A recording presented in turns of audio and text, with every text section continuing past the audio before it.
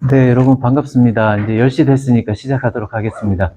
항상 좀 시작하기 전에 미리 와가지고 좀 대기하고 있을 때 이때가 좀 되게 좀 애매한 것 같아요. 이거 말을 좀 하기도 그렇고 안 하기도 그렇고 그 침묵의 시간을 잘 버텨주셨습니다. 추석 명절 잘 보내셨죠? 예, 이번 연휴가 너무 길어가지고 정말 뭐 이렇게 뒹굴고 저렇게 뒹굴어도 연휴가 끝나지가 않더라고요. 예, 그래서 아마 뭐 쉬시는 분들은 쉬셨겠지만 또 아이들이 또 학습에 대한 리듬을 잃어버릴까 봐 아마 또 좀 고민도 하시고 그러셨을 텐데요.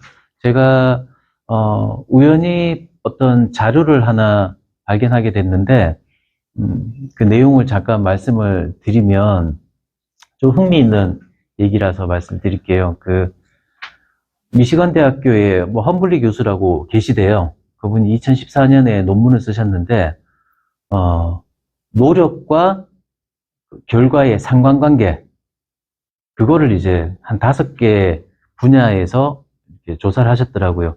네, 게임, 그 다음에 음악, 체육, 학업, 공부, 그 다음에 전문직.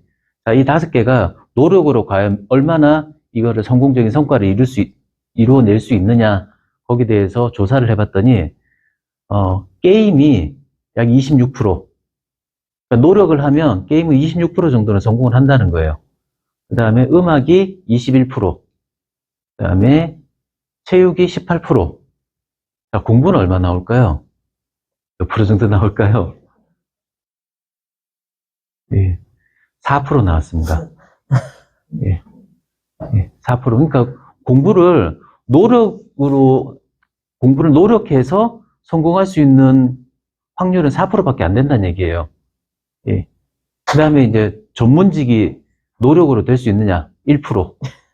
예, 우리 뭐 의대 들어가고 하는 거 보면은 대충 아시죠, 그죠? 예. 자, 그래서 4% 공부를 노력만으로 뭐 성공을 하겠다. 노력해서 성과를 거두겠다. 이거는 4%밖에 안 된대요. 예, 그분이 뭐 논문을 쓰셨으니까 전혀 근거 없는 말은 아니겠죠. 자, 그래서 이제 연세대학교 한 교수님이 이 노력의 배신이라는 책도 썼어요. 아마 여기 도서관에도 있을 겁니다. 한번 오늘 가실 때 한번 찾아보시면 재밌을 것 같아요.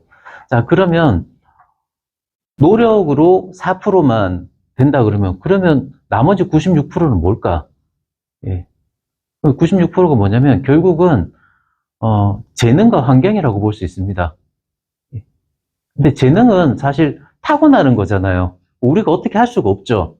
예, 그러면은 이제 결국 남는 거는 이제 환경, 부모가 어떻게 환경을 만들어 주느냐, 이 아이가 공부를 할 수 있는 환경을 어떻게 만들어 주느냐가 거의 다를 차지하는 거죠. 예, 96% 중에 들어있는 거니까.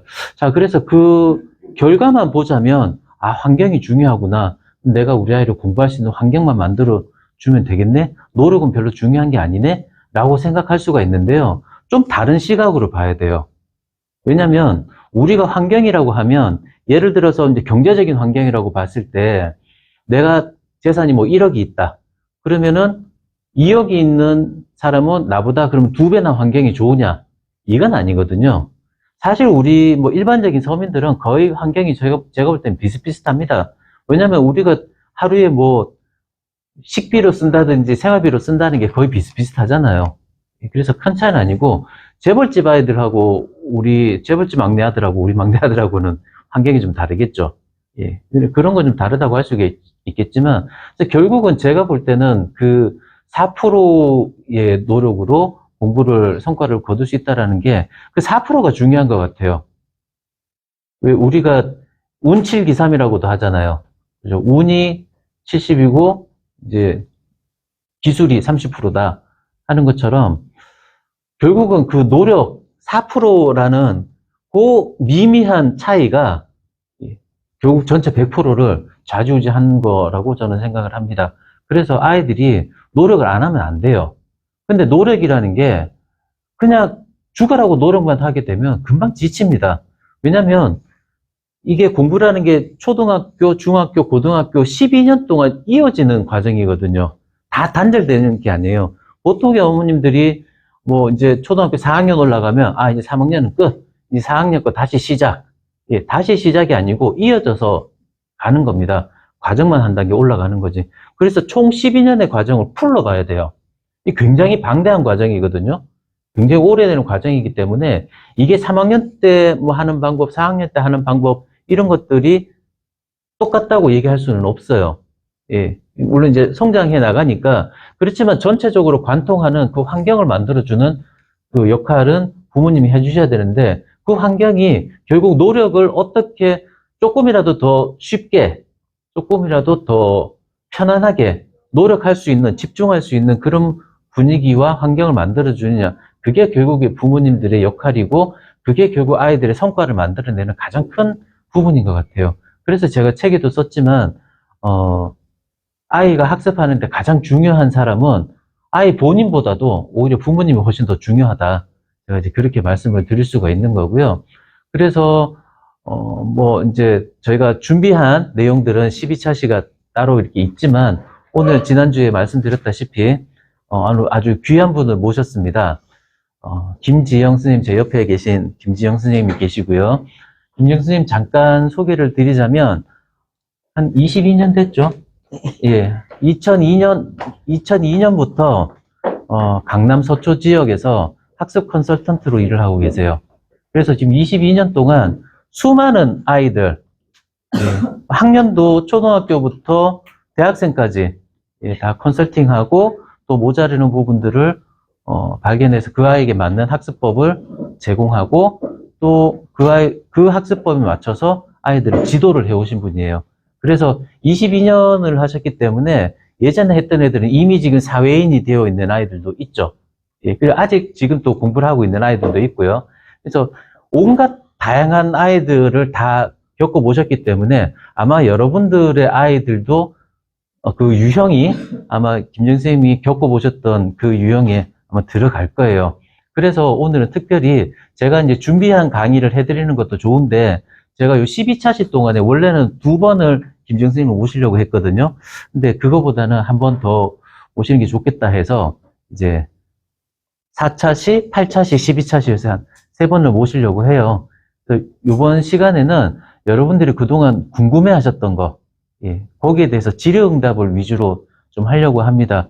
그래서 제 책을 보신 분들도 뭐 있으시겠지만, 그 책에도 보면은 거의 이제 저도 이제 논문을 쓰기 위해서 그렇게 분류를 했었는데, 학습적인 부분, 예, 학습적인 부분, 보통 이제 어머님들이 생각할 때 그냥 공부만 열심히 하면 성과가 나오는 거 아니냐라고 생각할 수도 있는데요. 아까 말씀드린 것처럼 노력은 4%밖에 안 돼요. 예, 그 노력을 뒷받침해 줄 수 있는, 지탱할 수 있는 환경을 만들어주는 부분들이 훨씬 더 중요한데, 그 환경이라는 게 뭐 경제적인 환경도 있겠지만, 가장 큰 환경이 심리적인 거하고 생활적인 거예요. 생활 습관. 예. 그래서 오늘 질문을 하시면 학습적인 거, 그러니까 뭐 공부법에 대한 얘기도 나올 수가 있겠지만, 어떤 생활적인 거, 심리적인 거, 뭐 예를 들면 애가 친구들한테서 뭐 친구들하고 별로 사귀지를 않아요. 라든지, 예, 이런 부분들도 다 공부하고 연결이 되어 있거든요. 그 다음에 또 진로와 관련되는 부분들도 있겠죠. 제가 초등학교 부모님들하고 그 상담을 해보면 가장 많이 나오는 질문 중에 하나가 중학교 가기 전에 뭘 준비해야 되나요? 이런 질문들이 많아요. 그러니까 초등학교 6년 동안 어떤 능력을 키워야 되나요? 또는 뭐 어떤 과목을 하여튼 뭐 좀 우리 아이는 잠이 많은데 진로를 준비할 때 뭐 이 잠 많은 거하고 무슨 관련해서 뭘 준비할 게 있나요? 아니면 뭐 버려야 되는 습관이 있나요? 하여튼 온갖 다양한 질문들이 많이 나왔었습니다. 그래서 그 중에서 이제 제가 그때 받은 질문이 한 300여 개 정도 되는 것 중에서 추려서 한 20몇 개만 그 책에다가 이제 써놨었는데요. 이제 오늘은 김준쌤한테 여러분들이 궁금해 하시는 모든 것들을 다 질문해 주시면 되고요. 제가 이렇게 길게 이야기를 하는 이유는 그동안에 여러분들이 좀 질문거리들을 생각을 하시라고, 예, 말씀드리는 거고요. 녹화를 하고 있기 때문에 질문해 주실 때 손을 드시면 제가 마이크를 드릴게요. 예, 마이크에다 얘기를 해 주셔야 저기 소리가 좀 잘 들어가더라고요. 예. 이렇게 해서 여러분들 얼굴도 안 나오고 뭐 아무것도 안 나오니까, 예, 신경 쓰지 마시고 자유롭게 어디 가서 이런 뭐 질문을 해서 답을 받을 수 있는 그 어떤 교육학 교수님도 얘기해 줄 수 없는 아주 생생하게 살아있는 현장에 나오는 목소리니까요. 마음껏 질문해 주시기 바랍니다. 우선 이제 김정 선생님이 잠깐 여러분들에게 전해주고 싶은 얘기 먼저 말씀해 주시고, 그 다음에 이제 질의응답 이어가도록 하겠습니다. 예, 저기 질문에 따라서 제가 얘기는 하겠지만, 일단 제가 3번을 여기로 오니까, 나름 이제 전체 틀을 좀 정한 게, 제가 이제 오늘 같은 경우에 이제 국어나 언어 영역이죠. 국어나 영어를 통해서 천재적으로 만들 수 없을까, 아이들을. 그러니까 수학을, 뭐, 우리 아이가 봤을 때, 뭐 수학에 그렇게 달려들지 않는다. 그리고 수학을 조금 버거워한다. 그리고 수학을 싫어한다. 그런 애들은 진짜 공부를 그럼 최상위권으로 하기가, 뒤에서 사진 하나만 찍을게요. 수학을 하기가, 그러면, 이게 수학을 못하면 최상위권 가는 게 이미 틀린 거 아니냐, 이렇게 많이 생각을 하거든요. 전혀 아니거든요. 그리고 그런 사례들도 굉장히 많고, 네. 그래서 첫 번째 시간은 뭐, 국어나 언어 영역으로 아이를 어떻게 뛰어나게, 뭐 다른 과목을 안 한다는 건 아닙니다. 그런 방법을 한번 제시를 해볼 거고요. 두 번째는 이제 수학 쪽에 조금 능숙하다. 그럼 보통 이제 수학 쪽에 능숙한데, 사실 어렸을 때 수학을 능숙하다고 생각을 하는데, 이걸 제대로 강점을 못 살리는 경우가 더 많아요. 이게. 그러면서 국어나 언어 영역이 굉장히 떨어지면서 수학도 같이 떨어지는 그런 현상들이 오히려 대부분의 경우거든요. 그래서 이걸 잘 살리면서 정말 그 천재적인 어떤 그런 애가 좀 쉽게 학습을 할 수 있는 그런 방법이 있고, 마지막으로 얘가 보니까 언어도 아니야. 수학도 관심이 없어. 그리고 뭔가 흥미가 있는 건 한 부분 있을 거예요. 예체능도 그럴 거고, 뭐 사회적인 부분이라든지 사회 현상에 대해서 관심이 있다든가, 정말 공부를 안 하고 싫어하는 정말 문제가 있었는데, 그 신문 기사에 나오는 그냥 사회 현상 고기, 그러니까 사회 과목만 좋아해요. 그 사회 과목도 좋아한다고 해서 사회를 잘하는 건 아니고 사회 시간만 제대로 듣는다고 그러더라고요. 그런 아이가 있었거든요. 그런 아이를 한번 가르친 적이 있었는데, 어쨌든 그런 식으로 일부 특정한 부분 외에는 전혀 밀어내는 아이들이 있는데, 자, 이런 애들도 공부를 잘할 수 있으면 좋잖아요. 그러니까 그런 식으로 해서 세 파트로 좀 그 얘기를 할 것이고, 잠깐 이제 질문 받기 전에 아까 국어 영어 그 사례를 잠깐 그 아이를 얘기하자면, 지금은 그 아이가 정말 그 연세대학교를 들어가서 여학생이거든요. 그래서 네이버로 들어갔어요. 지금 연락을 하고. 근데 그 네이버에서 지금 굉장히 이제 그 세계적인 3대 컨설팅 회사 중에 하나, 보스턴 컨설팅을 그 몇 개월, 한 석 달 전이니까 넉 달 전에 제가 소식을 들었거든요. 네이버 들어가서 이제, 네이버에서 계속 있나 보다라고 생각을 했는데, 거기, 그러니까 원래 자기가 최종 목표가 거기였었거든요.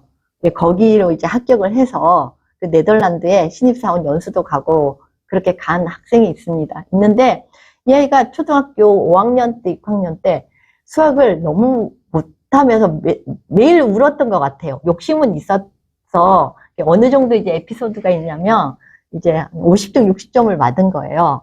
그러니까 이제 그 부모님이 이제 저랑 얘기가 하고 해서 이제 그렇게 하더라도 이제 아이를 야단치지 말자, 뭐 이런 게 대해서, 그런 거는 잘 돼 있었던 부모님이에요. 그래서 애를 위로해주고, 아니, 그래도 네가 맞춘 게 60점이면 맞은 게 반 이상이다. 뭐가 문제냐. 그러니까 차근차근 하고, 너는 책도 읽기를 좋아하고 하기 때문에 얼마든지 잘할 수 있다 하니까 얘가 대성통곡을 하면서 충격적, 자기가 너무너무 충격을 받았다는 거예요. 자기도 뭐 그 점수가 엄마가 늘 얘기해서 내가 부족한 점을 알고 있고 그렇게 계속 노력을 하려고 하는데, 요번에는 상태가 굉장히 심각하다. 우리 반에서 자기가 공부를 전혀 할 것 같지 않는, 가장 공부를 정말 그 제대로 씻지도 않고 코찌질하는 그 남학생이 나랑 같은 점수를 받았어요.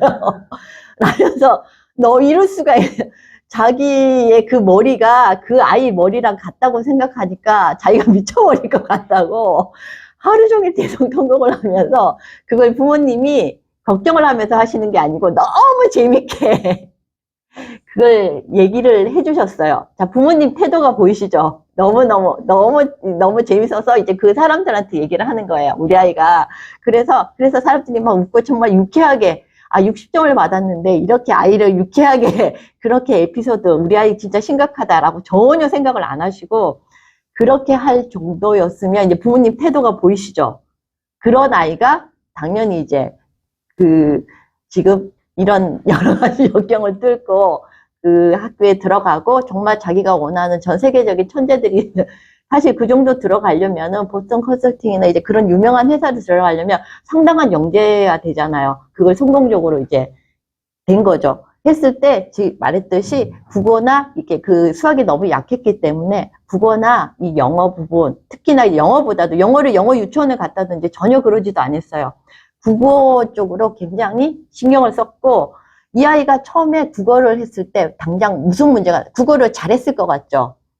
이게 책을 읽는 건 좋아했어요. 어떤 여학생들처럼 재밌는 이야기 책 좋아하고 도서관에 거의 도서관을 자주 부모님이 데리고 가셔서 항상 여러 권의 책을 보면서 제가 그때 얘기했던 방법으로 정말 자기가 제목으로 찾아보기 여러 가지 방법을 다 응용을 했었어요. 그래서 그 세 줄 요약이라든지 이런 거는 학교에서도 많이 시켜요. 그래서 그 학교에서 시키는 어떤 독서록 작성이나 이런 거는 항상 유일하게 상을 받는 게 그거 하나였어요.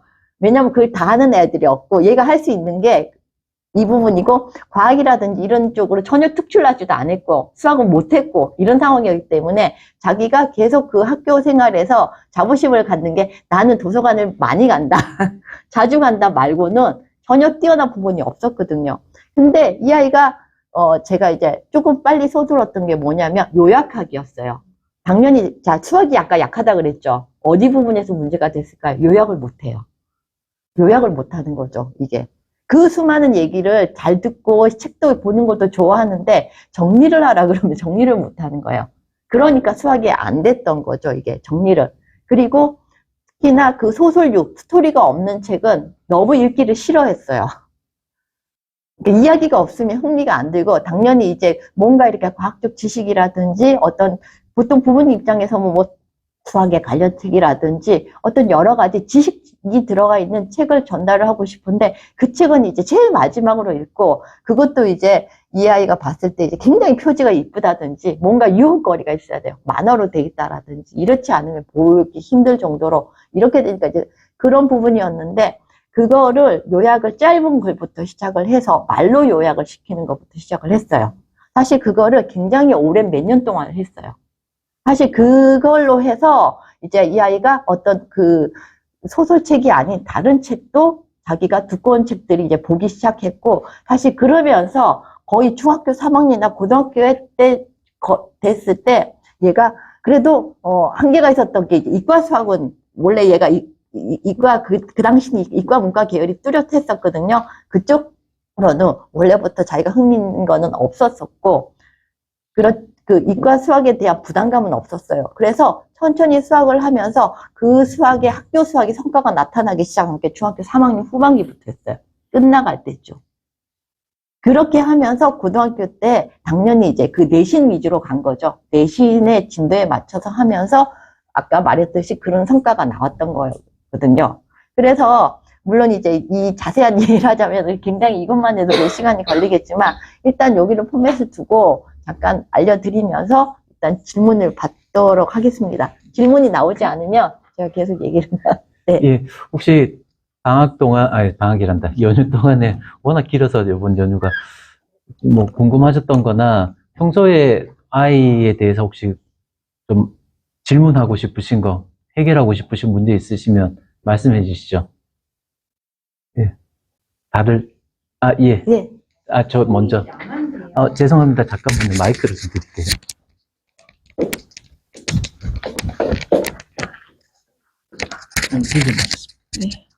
네, 초2 남한데요.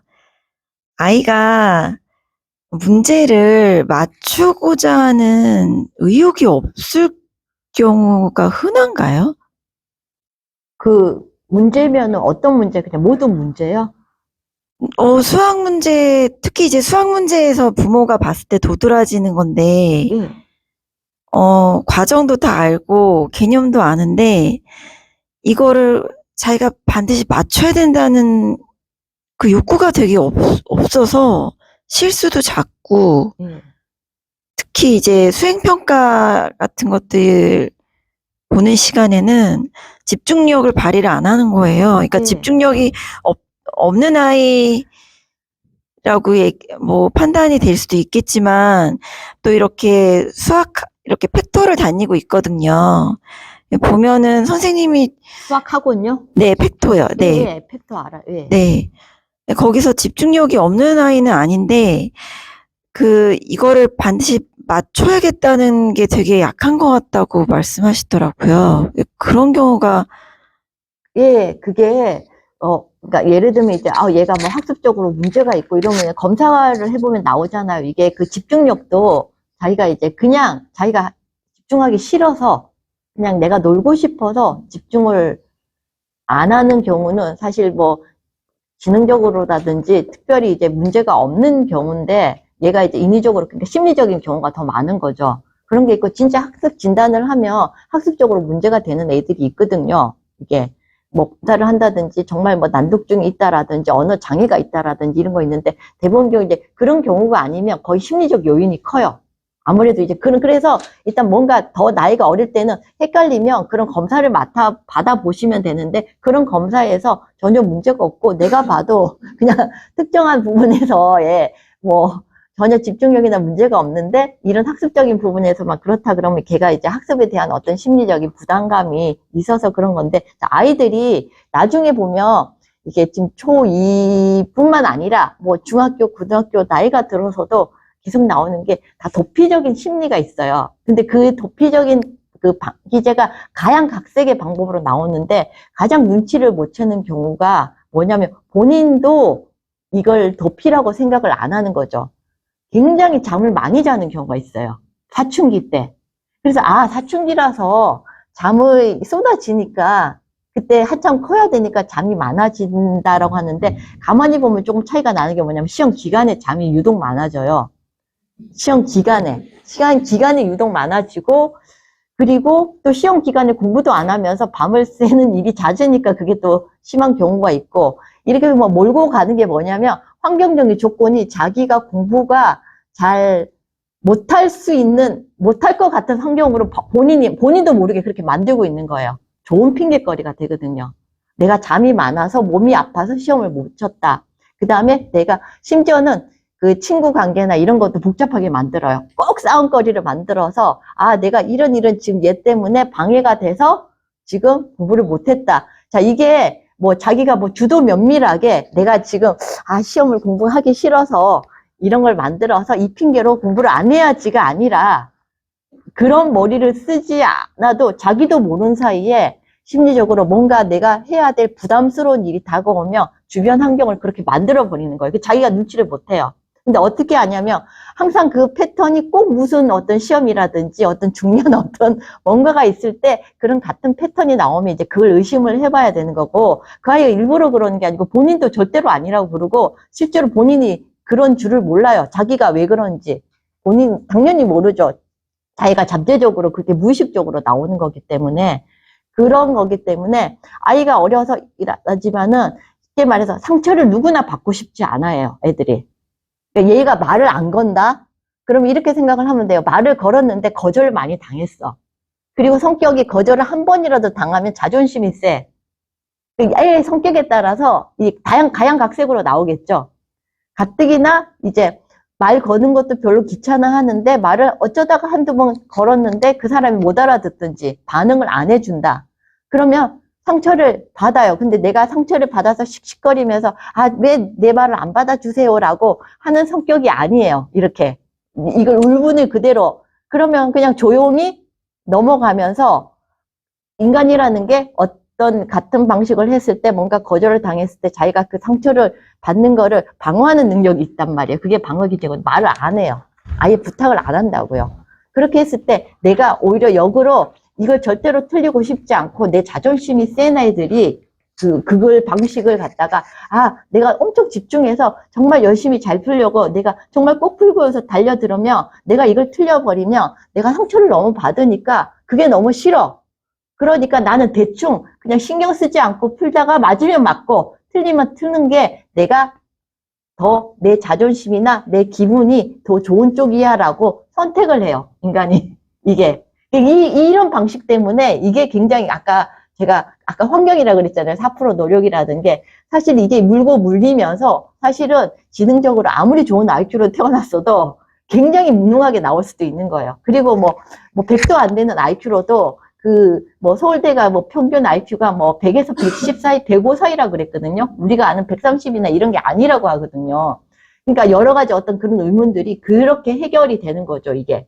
사실 뭔가 일단은 애가 봐야 되고 뭔가 계속 지속적으로 하면 분명히 올라가요. 그래서 계속 이제 저희 책에서도 얘기하는 게 어쨌든 얘가 하게끔 하는 게 모든 수단과 방법을 가리지 않고 하게끔 해줘야 되거든요. 그러려니까 여러 가지 얘가 받을 수 있는 어떤 상처나 트라우마라든지 이런 것들을 빨리 먼저 파악해서 그거를 최대한 눈치채지 않게 제거를 해주는 게 가장 어렸을 때 부모 역할인 것 같아요. 환경의 역할인 것 같아요. 그래서 뭔가 이렇게 그게 하다는 게 알게 모르게 이제 팩토라는 학원에서 이제 굉장히 어려운 문제라든지 이런 걸 했을 때 얘가 어떻게 보면 주변 환경에 굉장히 민감해서 굉장히 그걸 잘 맞추는 애들이 봤다라든지 굉장히 열심히 하는 애들을 봤다라든지 이렇게 했을 때 저렇게 열심히 해서 저렇게 맞추는데 내가 혹시 못 맞추면 어떡하나 조바심이 날 수도 있다는 거죠. 그 조바심이 나는 게 그래서 계속 자기도 모르게 자기한테 나는 이거를 잘해도 못해도 상관없어. 괜찮아. 나는 이런 거 연연해 하지 않아. 나는 아이들이 보면 저는 점수가 얼마가 나와도 상관없거든요. 그걸 아주 계속 반복해서 얘기하는 애들이 있어요. 공부를 잘하는 애들 중에서도. 그런데 이제 어른들이 보기에 누구보다도 연연을 하죠. 심지어 부모님들조차도 나는 아이가 점수가 어떻게 나오는지 연연해하지 않다라고 하지만 본인 스스로 정말 내 마음속에 초자라 그러죠. 봤을 때 나는 굉장히 점수에 연연해하고 있다라는 거 사실 인정을 하는 게 더 나아요. 그리고 제가 항상 이상적인 공부를 할 때 이상적인 공부에서 아이가 건강하게 자라고 이게 정말 어떤 과정을 즐기고 맞지만 저는 항상 일단 점수가 나와야 된다고 얘기를 해요.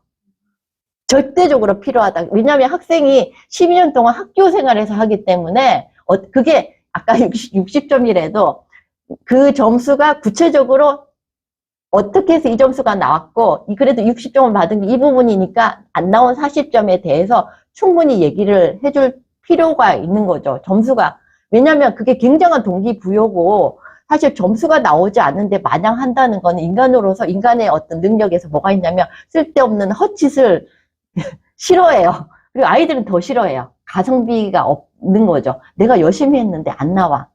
그러면 어떤 길을 택하는 게 더 빠를까요? 열심히 해서 88점을 받아 죽으라고 했는데 열심히 안 해서 70점 받는 길을 택해요. 그게 내가 바보가 아닌 게 인정되는 거고 내가 대충 공부를 안 하고 열심히 안 했어. 그래서 더 열심히 안 한 걸로 친구들도 봐주고 했는데 나는 그렇게 그냥 가서 시험 쳤는데 70점 받았는데 쟤는 죽으라고 해서 80점대를 받았어. 전혀 안 부러운 거죠. 전혀 안 부러운 거예요. 이걸 택해요. 이걸 택하는데 문제는 이게 이제 어느 순간까지 한 중학교 때까지 제가 애들한테 얘기한 게 공부를 안 하고 가끔씩 한 번씩 얘네들도 공부를 하려고 해요. 그럼 들어보면 알아듣겠거든요. 그럼 바로 안심해요. 아직까지 문제가 없군. 내가 공부를 안 해도 좀 알아들어. 그리고 공부를 하면 그리고 시험도 막 틀려요. 예를 들면 70점 받았는데 60점 받았는데 이거는 내가 보기만 했으면 맞출 수 있는 문제고 이거는 그냥 전날에 그리고 이거는 내가 문제를 잘못 읽었네. 보니까 다 틀린 게 딱히 그렇게 머리적으로 문제가 어마어마하게 내가 못 풀 문제가 아니야. 다시 풀어보니까 공부만 조금만 더 하면 만점 받겠는데 하면서 다시 또 놀아요. 한 번씩 이렇게 확인을 해요. 이러다가 이제 갑자기 어느 날 양이 폭발적으로 점점 늘어나면서 어뜨거라 한 게 이제 고등학교나 이런 게 올라가면 딱 들어보니까 전에는 수업 중간중간에 얘기해도 선생님 뻔한 소리고 대충 어떤 얘기인지 알아먹는데 어느 날 우리나라 말로 얘기하는데 말을 못 알아듣기 시작해요. 그러면서 애가 이제 굉장히 그게 이제 시기별로 그게 고등학교일 수도 있고 중학교일 수도 있고 더 문제가 되면 초등학교 고학년일 수도 있어요. 이러면서 애가 이게 아닌데 왜 못 알아듣지? 그래서 살짝 공부를 해봐요. 엄마가 시키는 대로 학원도 다녀보고 하는데 만만치가 않거든요. 그리고 습관이 그동안 안 들었어. 한 30분 앉아있으니까 미칠 것 같은 거죠. 이러면서 이제 악순환이 되면서 학교 생활을 할 수가 없고 이게 성격 대로 어떤 애들은 폭력적으로 나가는, 자기 존재를 증명을 해보이고 싶어 하는 애들은 어떻게든 의자라도 던져야 돼요. 이 학교에서 주목을 받아야 돼. 그래서 가장 성격이 좋은데 공부를 안 하는 애들은 자요. 대부분 엎어져 자는 길을 택해요. 조용히 존재감 없이 조용히 이 시간이 지나가기를 기다리는 그런 상황이 되는, 사실 이런 레퍼토리가 하는 거거든요. 그러니까 근데 지금 그 애가 그렇게 된다는 건 절대로 아니에요. 왜냐면은 오히려 제가 그 문제를 거부하고 그랬던 애들 중에 굉장히 뛰어난 애들이 더 많았어요. 솔직히. 왜냐면 더 자존심이 되고 더 잘하고 싶은 애들이 그렇게 마치 내가 흥미가 없는 것처럼 보이는데 사실 누구보다 잘하고 싶고 이런 부분이 알게 모르게 숨어져 있고 그 욕심이 더 많다라는 거예요. 수학을 그러니까 한마디로 틀리는 거 용납을 못하는 거죠, 자기가. 그러니까 더 뛰어난 애들이 역으로 그럼 공부가 좀 못하는 거 아니야? 얘가 막 그러다 보는데 얘가 자존심이 세고 절대로 지고 싶지 않은 거예요. 그래서 예를 들면 얘가 이제 자기가 그 승부욕을 다 발휘를 하면 자기가 못 살 것 같은 거예요. 맨날 울고불고 해야 되니까 어떻게 했냐면 초연하게 나는 맞든지 틀리든지 상관 안 하고 좀 의욕을 없는 쪽으로 택하는데 어쨌든 가긴 가잖아요. 하기는 하잖아요. 진짜 의욕이 없고 정말 그러면 아예 문제 푸는 걸 거부를 해요. 아예 안 한다 그래요. 근데 하면서 그렇게 하지는 않거든요. 아예 거부를 하고 그냥 완전 밀어내버려요. 근데 어쨌든 하면서 틀리면서 나는 딱히 그렇게 맞아도 내가 안 맞아도 하면 계속 자기한테 밀어하면서 틀릴 때를 나올 때 미리 설레발을 많이 치는 거죠. 그래서 아마 제가 잠깐 요 이야기만 들어보고 정확하게는 아이 성격은 모르겠지만 모든 부분에서 얘가 자세히 한번 살펴보시고 그러면 어쨌든 이 아이한테는 틀려도 상관은 없지만 이제 어떤 하는 과정 중에 생각을 거듭을 해야지 네가 어떤 굉장한 것들을 누릴 수가 있고 이런 것들을 이제 알게 모르게 얘기를 해줘야 되는 거죠. 그러면서 뭔가 이렇게 할 때 조금 칭찬도 더 해줘야 되고 그 다음에 그 선생님이 의욕이 그러니까 얘가 이제 별로 관심이 없다라고 하는데 좀 더 어떻게 보면 나와서 설명을 해보라 그러라든지 그러니까 자기가 그냥 문제풀이에서 이렇게 맞고 틀리고 이렇게 하지 말고 딱 한 문제, 두 문제 씹면서 양보다 질려. 한 문제를 그냥 익혀가지고 만약 설명 못하겠다 그러면 배우면 되잖아요. 그리고 특히 어려운 문제를 하나 잡아서 여러 번 반복해서 가르쳐서 그걸 그대로 설명을 해서 그거를 유튜브로 찍어본다든지 영상으로 찍어본다든지 뭔가 결과물을 멋지게 만들어서 이게 좀 자랑거리로 친척들한테 돌리든지 뭔가 자기 채널을 올리든지 이런 거를 지금 그러니까 양보다 질러요. 여러 개 푸는 거 말고 그렇게 하시면 상당히 얘가 변화가 있을 거예요. 그러니까 그렇게 하면 생각보다 얘가 너무 잘하는데 그런 게 보일 거예요. 그래서 아까 제가 얘기한 것처럼 얘는 맞고 틀리고 이런 거의 결과치에 대한 두려움이 남보다 세구나 욕심이 더 많구나를 그때 아실 수도 있어요. 그래서 정말 의욕이 없는 게 아니에요. 굉장히 그 눈치를 보고 굉장히 남의 시선을 상당히 신경을 쓰는 아이라서 이런 애는 조금 잘하게 만들 필요가 있어요. 그러니까 그게 눈에 보이는 남들이 우선 얘가 쉽게 잘할 수 있는 거를 막 시켜놔야 돼요. 그래서 좀 경험도 만들어 놓고 그럼 내가 이런 걸 하나 잘해버리면 다른 게 좀 못해도 내 자존심이 회복이 된다라고 되면 그 다음부터는 그게 많이 없어져요. 그런 걸 만들어내야 돼, 인위적으로. 그때 부모 역할이 굉장히 중요해요. 남 눈치 보는 애들이 어릴 때 말귀도 좀 잘 알아듣고, 눈치도 빠르고, 이런 애들이 부모님들이 사실은 제일 신경을 많이 쓰는 데 따라서 효과가 너무 달라져요.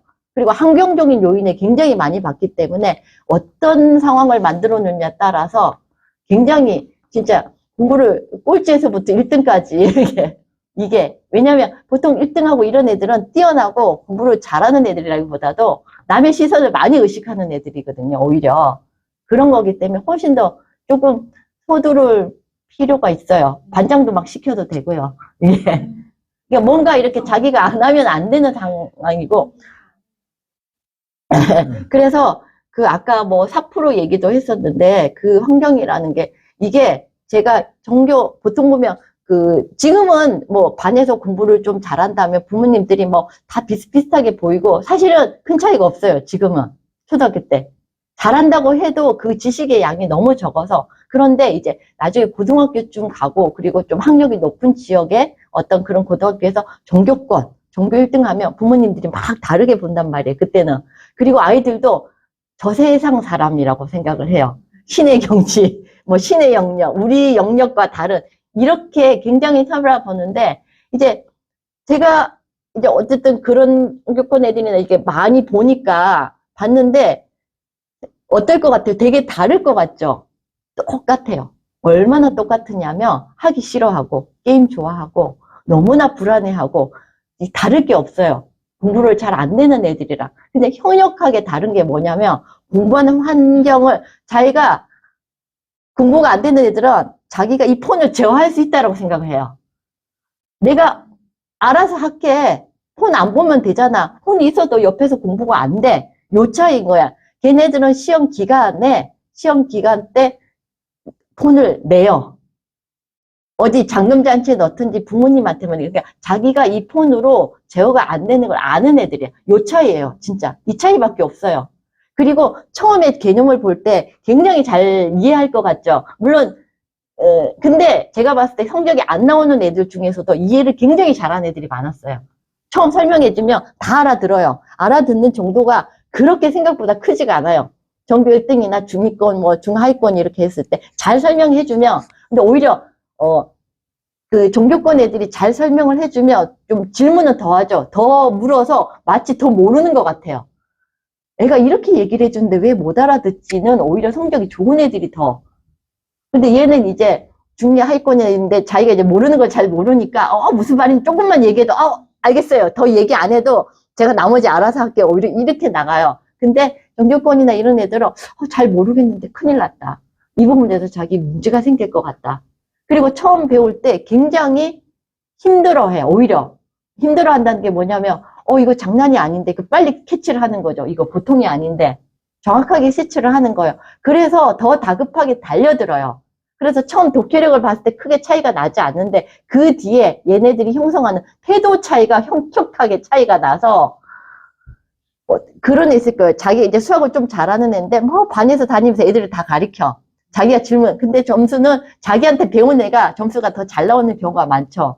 점수 나오는 건 다른 거죠. 1등이라는 게 공부를 뛰어나게 잘하는 게 아니라 관리 능력이라든지 마지막 그 라이트 해서 일단 점수 내는 것까지 그 포인트에 맞춰서 그 학교 수준의 그 문제에 맞게 그걸 다 시간 안에 맞춘 애들이 어쨌든 좀 1등이 나오는 거지 뭐 영재급이라든지 수학을 더 뛰어나게 했다고 해서 그 점수가 나오는 건 아니거든요. 그렇게 봤었을 때 사실 그런 태도나 그런 형성을 하는 게 요 시기인 거예요.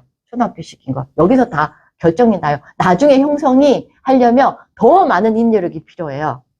지금도 인내력이 없는데 몇 배의 인내력이 필요하다고요.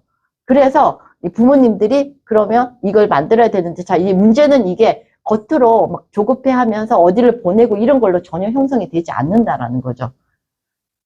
그래서 제가 좀 질문을 받아야 되는데 그 이벤트성으로 유명한 학원이라든지 뭐 이런 게 나쁜 거는 아닌데 그런 게 필요한 경우가 있어요. 아이들 아까 눈치 보고 이거 우리 동네에서 가장 핫한 애들만 가는데 그러면 부모님이 거기 가서 얘가 배울 거를 기대를 안 하셔야 돼요.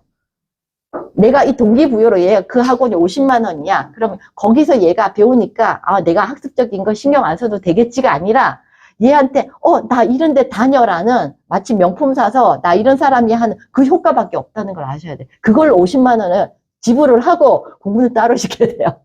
거기에 맞춰서 이렇게.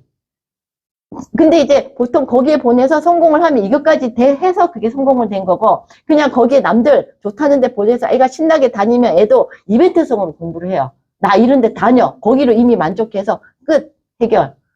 나 여기 들어갔으니까 이제부터 여기 다니는 걸로 나는 공부 끝났어 해서 공부를 더 안 해서 그런 애들하고는 어울리는데 계속 뒤처지게 되는 거죠. 그리고 또 그 다음번에 또 새로운 데 보내달라 그러고 또 그래서 뭐 그런 데 아니면 내가 공부를 할 수 없는 이런 상태가 되는 거예요. 그러니까 우리 음식을 먹는데 새끼를 잘 먹어야 건강하잖아요. 맨날 그 뭐죠 매식이라든지 특별한 요리 아니면 나 안 먹을 거야 이렇다고 하면 건강이 어떻게 되겠어요.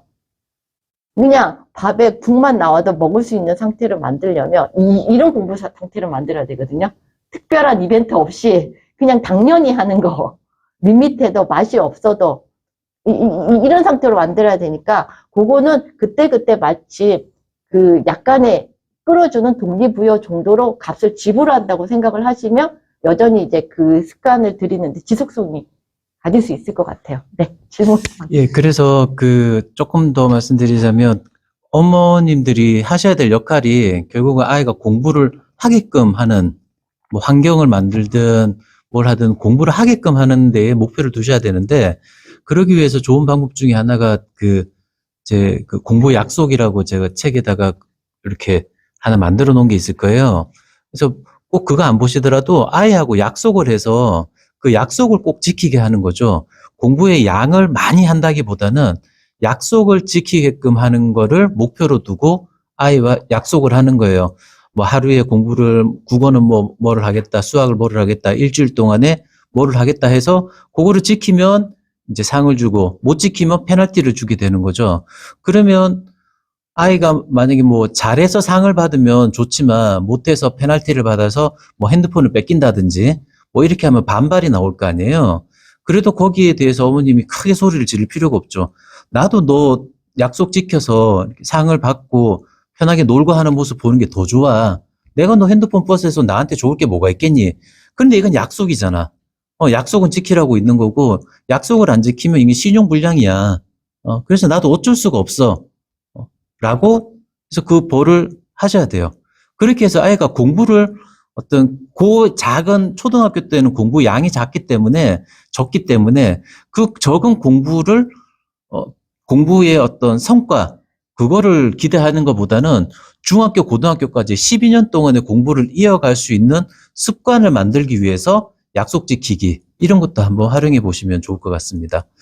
네, 다음 또 질문 있으실까요? 예, 잠깐만요. 마이크 드릴게요. 이렇게 하면 아마 질문 한 두세 개 하면 끝날 것 같아요. 그러니까 얼른 손 드시는 게 좋습니다. 저희 아이는 네. 이제 초등 여학생인데 몇 학년이죠? 2학년이요. 2학년이요. 예. 네, 근데 좀 내적 동기가 좀 강한 아이인 것 같아요. 그리고 좀 눈치를 잘 보지 않고 좀 성향이 그래서 타협이 좀 잘 안 돼요. 네, 아까 방금 말씀하셨던 저는 이제 공부 습관이 제일 중요하다고 생각을 해서 좀 저는 규칙적이고 규범적이고 그런 게 훨씬 더 지금 생활 습관에 더 중요하다고 생각이 들거든요.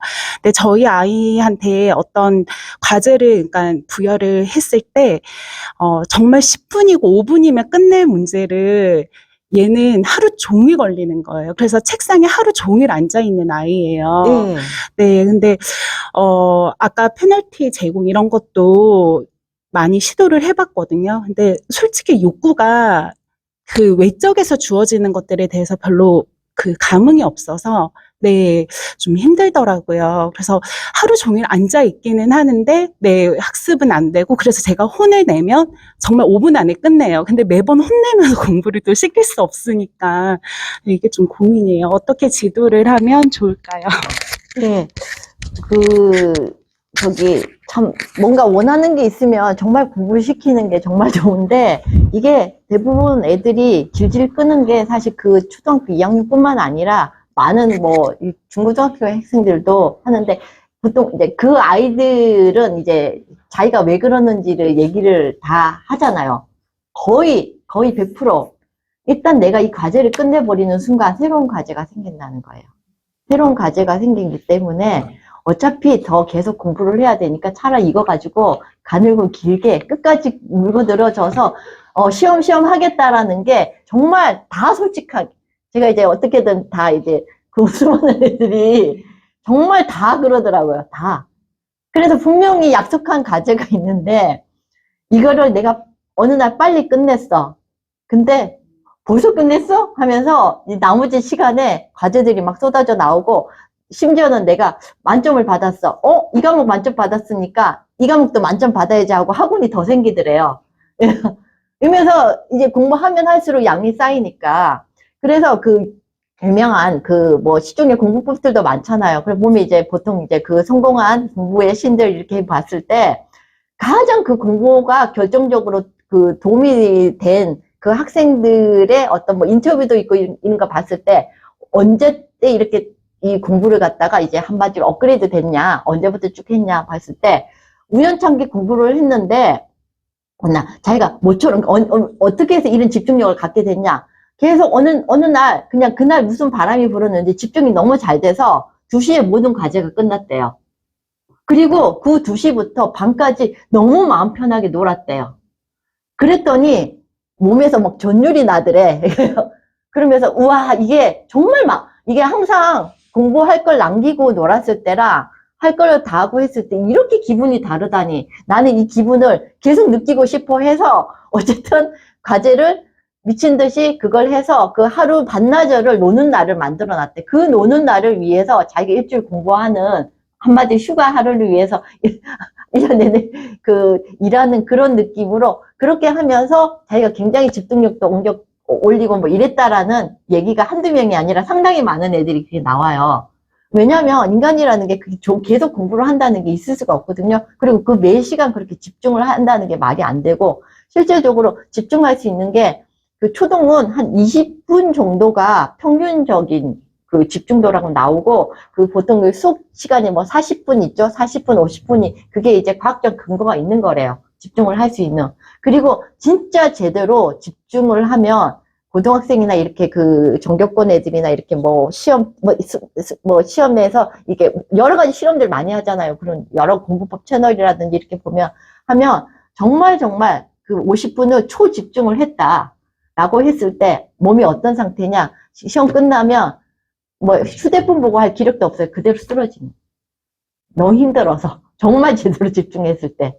그리고 정말 그 집중을 했을 때 그 수업 시간에 처음부터 그 선생님이 설명한 게 그대로 복기가 되는 거예요. 그 복기를 하는 거를 이렇게 TV에 나오더라고 이렇게. 근데 이제 처음에 선생님 얘기한 거랑 거의 틀리지 않는데 물론 얘가 그 고등학생이니까 그 당시 그 수준의 어떤 배경 지식이 이미 잘 돼 있는 거죠. 우리도 잘 아는 내가 원래 알고 있는 분야를 설명을 들으면 훨씬 잘 이해가 되고 기억도 잘 나거든요. 그런 현상인 거죠. 그렇게 했을 때 거의 복기가 거의 되는 거예요. 이게 거의 그대로. 근데 이게 한마디로 그 흡수율이 거의 100%라는 거잖아요. 근데 그 부모님들이 생각할 때 아이들이 이제 수업을 듣고 하면 대부분 평균적인 흡수력이 한 10%도 안 돼요. 10%는 뭐예요? 내가 오늘 뭐 배웠는지 아예 제목조차 기억이 못하는 애들이 대부분이거든요. 시험 오늘, 그러니까, 그리고 심지어는 그 과목을 들었나? 예. 네. 그래서, 오늘 뭐 사회 과목에 2단원에 뭐 살기 좋은 우리 사회라고 뭐 들었다라고 또박또박 얘기하는 학생은 상당히 우수한 학생이에요. 목차를 얘기를 하는 정도면. 목차를 또렷하게. 아니면 어떤 실험을 했고 대충 정말 간단하게 한 30초 정도로 이런 걸 했다라고 하면 굉장히 수업 흡수율이 엄청나게 좋아요. 근데 아무리 좋아봤자 50%가 안 되는 거죠. 굉장히 나이가 어릴수록 그게 더 낮고 그 우등생이냐 열등생이냐에 따라서 더 다르고 그런데 이렇게 흡수율이 낮은데 그 5대 또 학원을 가고 하면 그 흡수율도 그러니까 이제 들어오는 건 많은데 흡수율이 없으니까 아이는 뭐예요? 나는 계속 고생했다라는 느낌만 남아있다고요. 나는 공부에 시달렸다라는 느낌만 가지고 실제로는 공부를 한 게 아닌데 난 공부에 시달렸어. 그러니까 얘가 반사적으로 더 노는데 더 집착하고 더 쉬어줘야 된다는데 더 집착을 하고 더 머리를 안 쓰려고 그래요. 왜냐하면 머리가 이렇게 이제 너는 오늘 하루 종일 노예로 살았어. 공부에 노예로. 너가 더 하면 넌 죽을 거야 라고. 근데 이거는 제가 얘기한 게 아니고 어떤 남학생이 얘기를 하더라고요. 머리에서 속삭여요. 더 하면 죽을 거라고. 제가 너무 인상 깊게 들었어요. 걔가 그러더라고요. 제가 이제 매 학원에 갔다 와서 복습을 안 하고 가는데 얘가 막 그냥 말하기가 싫어서 막 문을 쾅 닫고 들어가고 이제 부모님이 걱정하시고 이래서 이제 상담도 하고 수업도 진행을 하게 됐었는데 이제 처음엔 바로 얘기를 안 하죠. 그러다가 선생님 위에서 내가 학원 갔다 돌아오면 계속 옆에서 누가 얘기를 한대. 넌 더 하면 죽어. 너무 더 하면 죽어. 그래서 저는 그 말을 따라서 그러면은 이제 엄마가 얘기하면 굉장히 반발심이 너무 많이 난다는 거죠. 나는 쉬어야 되는데, 나 지금 죽을 것 같은데, 아니, 내가 하루 종일 아침부터 밤까지 이렇게 고생을 했는데, 너보고 또 하라고? 나보고 죽으라 소리네. 그러니까 이제 막 무시하기 시작하고, 완전히 그냥 부모가 이제 최대 적이 되는 거예요. 근데 이 아이를 어떻게 얘기를 했냐면, 자, 제가 종이랑 이거 공부한 시간을 적어보자 그랬어요. 그래서 간 시간, 온 시간, 쉬는 시간 빼고, 설명 대충 들은 시간 다 빼고, 뭐, 문제 푼 시간. 그래, 이때가 이제, 원래는 오답 분석을 하는 게 진짜 공부인데, 그렇게 하니까 자기가 4시간을 수학 공부를 했다고 하는데, 자기가 이렇게 저랑 같이 하면 20분도 안 되는 거예요. 자기가 문제 푼 시간이. 그러니까 자기가 이렇게 숫자로, 특히 남자애들 같은 경우는 수치나 이런 게 조금 더 민감하더라고, 수학에. 왜 20분밖에 안 되지? 근데 진짜 그거 하고 쉬는 시간 못 빼고 학원에도 중간중간 쉬는 시간 있잖아요. 가는 시간, 오는 시간 다 빼니까 20분을 했는데 네 뇌는 4시간으로 입력이 됐네. 자, 그럼 아침에 자 학교 생활 보자. 가서 이제 첫 시간 자죠. 둘째 시간 자죠. 뭐 셋째 시간 뭐 하고. 그러니까 학교가 생각보다 그렇게 수업 시간이 지식을 전달하는 시간이 생각보다 많지가 않아요. 뭐 여러 가지 활동도 많고 뭐 탐구 활동도 있고 뭐 하고 하니까 정말 얼마 안 되는 거예요. 그러면 1시간, 2시간도 안 되는 이 시간을 가지고 얘는 한 8시간 너는 중노동 한 걸로 내가 입력이 되는 거죠. 사실 반대 상황도 되거든요. 내가 8시간을 중노동 해도 나는 한두 시간밖에 안 한 것 같다. 뭐 천재들 얘기죠. 영재들 얘기죠. 시간이 왜 이렇게 흘러갔어? 그리고 나는 놀았는데 그게 뭐냐면 진짜 그런 학생들이 있어요. 얘가 중학교 2학년 되니까 초조해하는 거. 선생님, 제가 아이들이 그런 유명한 학원도 안 다니고 너무 공부를 안 한 것 같아요. 맨날 엄마가 휴가나 이런 거 타서 여행 많이 다니고, 그래서, 어떡하죠? 큰일 났어요. 지금부터 공부를 열심히 해야 되겠어요. 라고 하는 애인데, 실제로 공부를 열심히 안 한 게 아니죠.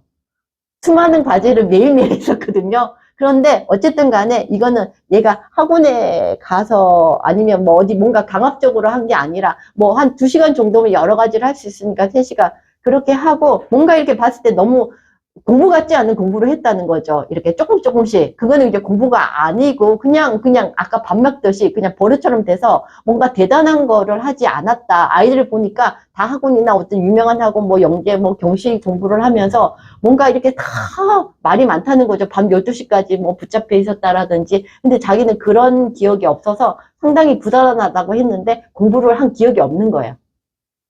보통 아이들이 이렇게 그래서 공부 법칙을 함부로 보면 안 되는 게 자기가 어느 시점부터 한 고등학교 때부터 공부를 하기 시작했다.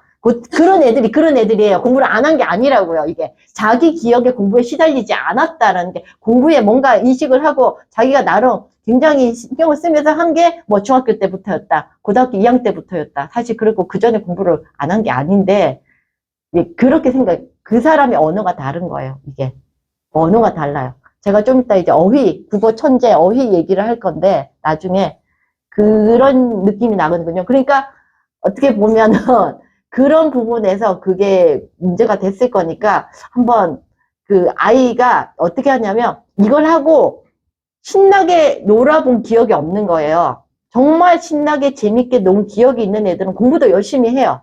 그러니까 뭔가 마음 편하게 뭔가 재밌는 일을 한 번도 해본 줄 않아서 잠깐 얘가 정말 재밌는 일을 좀 찾아요. 둘이 얘기도 하고 뭐 할 때 재밌어, 아이스크림 먹을 때 재밌어 그러면서 그 신나는 기분을 최대한 만끽을 하게 하고 그러니까 얘가 둘이 경계선이 없는 거예요 지금. 이렇게 되면 노는 것도 아니고 공부하는 것도 아니고 계속 이 상태가 되거든요. 그리고 어쨌든 부모 말을 거절 못하고 얘가 순하고 이렇기 때문에 어쨌든 뭔가 앉아 있어야 된다라는 그런 강박관념만 돼서 쉬지도 못해요 이런 애들은. 그래서 뭔가 신나게 하고 뭔가 하고 싶은 일을 오히려 더 빨리 찾아서 그걸 느끼게 하고 자 이거를 이렇게 빨리 처리하고 나머지 우리 신나게 놀자. 그냥 항상 애한테 공부를 할 때 이거 공부하자 얘기보다 이거 제대로 하고 우리 정말 제대로 마음 편하게 신나는 일을 하자. 재밌게 놀아보자. 얘가 놀이동산에 간다든지 한다든지 정말 노는 거의 끝장을 한번 봐주자. 노는 거의 끝판왕을 우리가 보여주자. 내가 이때까지 논 거는 아무것도 아니었어라는 걸 하게 해주자. 이런 느낌을 강하게 심어줘야 될 것 같아요. 예. 저희 아이가 예. 그런 아이가 아니에요. 그러니까 뛰어서 놀고. 그러니까 뛰어다니까, 예. 심장이 저는 좀 떨려야 돼요. 뛰게 해야지 즐겁다는 생각이 좀 들거든요. 저희 아이의 가장 좋은 시간은 책 보는 시간이에요. 그렇죠. 빈둥빈둥 되는 시간이에요. 너무 좋아요. 하루 종일 공부하고 책상에 앉아서 그리고 좀 보고 있으면 그냥 빙글빙글 거리고 있고 그러니까 친구랑 노는 거에 대해서 흥미가 없고 하루 종일 그냥 좀 제 눈에 봤을 때는 무기력 상태가 쭉 지속되는 무기력이 아니라 그 빈둥빈둥 하면서 심심해야지 이 생각 저 생각도 하거든요. 그 뒹굴뒹굴하고 책을 본다라는 게 그게 공부를 또 이게 어떻게 보면 굉장히 그게 공부를 공부 같지 않게 할 수 있는 그게 쓰기 나름의 종이 한 장이거든요. 그래서 공부를 마치 정색을 하고 이렇게 자리에 앉아서 하는 게 아니고 뒹굴거리면서 얘가 봤으면 좋겠는 거, 얘가 했으면 좋겠는 거를 이제 사방에 던져 놓으면서 그냥 마구 놀게 하는 거죠. 마구 놀면 애가 뭔가 이렇게 심리적으로 아 너무 논 것 같아. 그리고 뭔가 앉아서 뭔가 써야 되지 않을까 하면 그 시간 딱 1시간만 해. 그 외에는 그냥 뒹굴거려 그냥. 그리고 그 뒹굴거린 거 차라리 뭔가 이제 그 아직 2학년이니까 어떻게 뒹굴거렸는지 무슨 생각을 했는지 얘기를 해보는 것도 좋아요. 이렇게.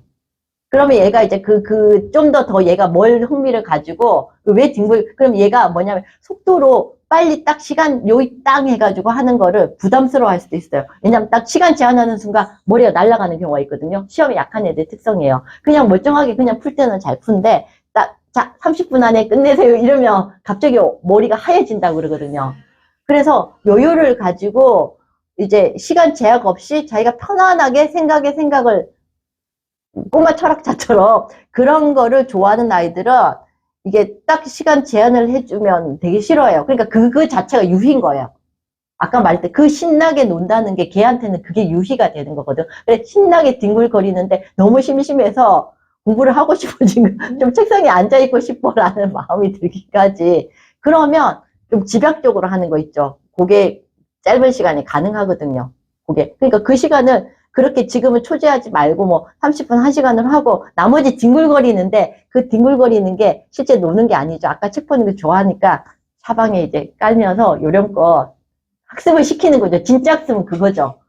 진짜 학습은. 그렇게 해서 조금 구체적인 얘기는 제가 시간이 나면 또 말씀드릴게요. 또. 예, 공부라는 게, 제가 앞서 3차시 동안에 계속 말씀드렸던 부분이, 공부라는 게 옛날에 우리가 겪었던 것처럼 그냥 책상에 앉아서 책 펴가지고 이렇게 하는 그런 공부의 방식은 지금 굉장히 많이 벗어나 있거든요. 그래서 수행평가도 제가 저번에 한번 보여드렸잖아요. 지식은 일단 인터넷에 찾아보면 다 나오기 때문에 물론 지식을 알고 있다는 것도 굉장히 중요한 부분이긴 하지만 지금 학교 교육에서 더 방점으로 두고 있는 거는 이 지식을 네가 어떻게 활용할래? 이거를 더 많이 물어봐요. 그래서 어릴 때부터 그냥 기계적으로 수학 문제 풀고 영어 단어 암기하고 이런 공부를 하는 게 아니라 아까 어머님 하는 것처럼 그런 어떤 지식적인 부분은 딱 앉아서 한 30분, 1시간 뭐 애들이 집중할 수 있는 시간은 보통 20분 정도니까 20분을 한 2번, 3번 정도 한다든지 해서 지식을 익히시면 되고요. 그 다음에는 뒹굴거리면서 책을 보고 그러면 책을 보고 끝나는 게 아니라 어머님이 그 책에 대해서 이제 같이 책을 갖고 얘기를 하는 거죠. 그러면 뭐 돈키호테다. 예를 들어서 애가 돈키호테를 봤다. 그러면 산초는 왜 이 돈키호테를 따라다녔을까? 돈키호테는 왜 공주를 구하려고 이렇게 나섰을까? 뭐 이런 질문들을 던져주면 아이가 거기에 대해서 자기 생각을 이야기를 하겠죠.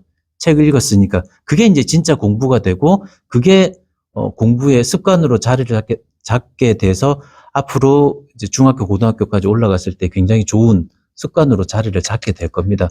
도서관에서 놀아도 돼요. 책을 읽어야 되는 부담은 없이 책 구경만 하라 그래요. 엄청난 공부예요. 이게 엄청난. 사실 공간감까지 느끼면서 많은 책을 한 번에 볼 수 있는 게 이제 서점보다 도서관이 더 나을 거예요. 서점에는 조금 요즘은 이제 뭐 펜시 제품이나 뭐 이런 게 더 많이 있고 그 서점이 이제 많이 없어지고 있잖아요. 그럼 도서관에 이렇게 뒹굴거리면서 그렇게 되는데 지금 제가 아까 국어로 영재를 어떻게 천재를 만들까 하는 것 중에 어휘거든요.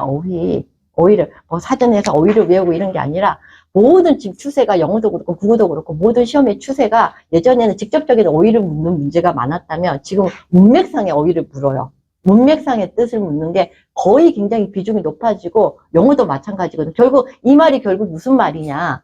그러면 어떤 게 있냐면 우리가 일반적으로 알고 있는 어휘는 이런 뜻이었는데 이 문맥상으로는 어때요? 다르게 쓰인다는 거죠. 특히 그게 문학이나 국어 쪽은 우리가 일상적으로 알고 있는 단어인데 나뭇잎이라고 해도 문학상의 나뭇잎은 그 작가가 자기 특유의 자기 해석을 집어넣잖아요. 그러니까 문학 언어가 되면 문학 어휘가 되는 거죠. 문학 어휘는 그 작가의 의도랑 직결이 돼 있어요. 주제랑 직결이 되는 거예요. 똑같이 물이 나와도 이 문학상에서 나오는 물은 이 사람이 의미하는 게 이게 이 물의 의미를 이해하면 그냥 바로 그대로 문학 작품을 다 이해하게 돼 있어요. 그래서 모든 문학책에 이제 제목이라든지 이런 것들이 이제 그런 게 함축돼 있거든요. 무슨 문학책이죠, 그게. 메밀꽃 필 무렵. 메밀꽃 필 무렵이면 그 메밀꽃을, 우리 메밀꽃 알잖아요. 근데 그 메밀꽃이라는 게 뭘 뜻하는지 알면은 그 문학 작품은 끝나요. 메밀꽃 필 무렵이 정확하게 해석을 하면, 그 문맥상으로 해석하면 내 인생의 최고인. 전성기예요. 내 인생의 최고. 메밀꽃 필 무렵에 그 여자를 만났고, 그게 최고의 자랑거리인 거예요. 그 여자랑 우리 방에서 어쩌고 저쩌고. 그런데 메밀꽃 필 무렵에 다시 세월이 지나서 아들일 수도 있는 사람을 만났잖아요. 그러니까 최전성기인 거예요. 그래서 메밀꽃 필 무렵을 내 인생의 전성기라고 이해를 하고 문맥상으로 이해를 하면 그 문학작품, 그게 모든 문제가 다. 이게 초등생한테도, 예를 들면 윤동주 시라든지 어려운 시를 할 때 그 어휘 맥락을 정확하게 이해를 시키고 나서 고등학교 문제를 풀리게 했거든요.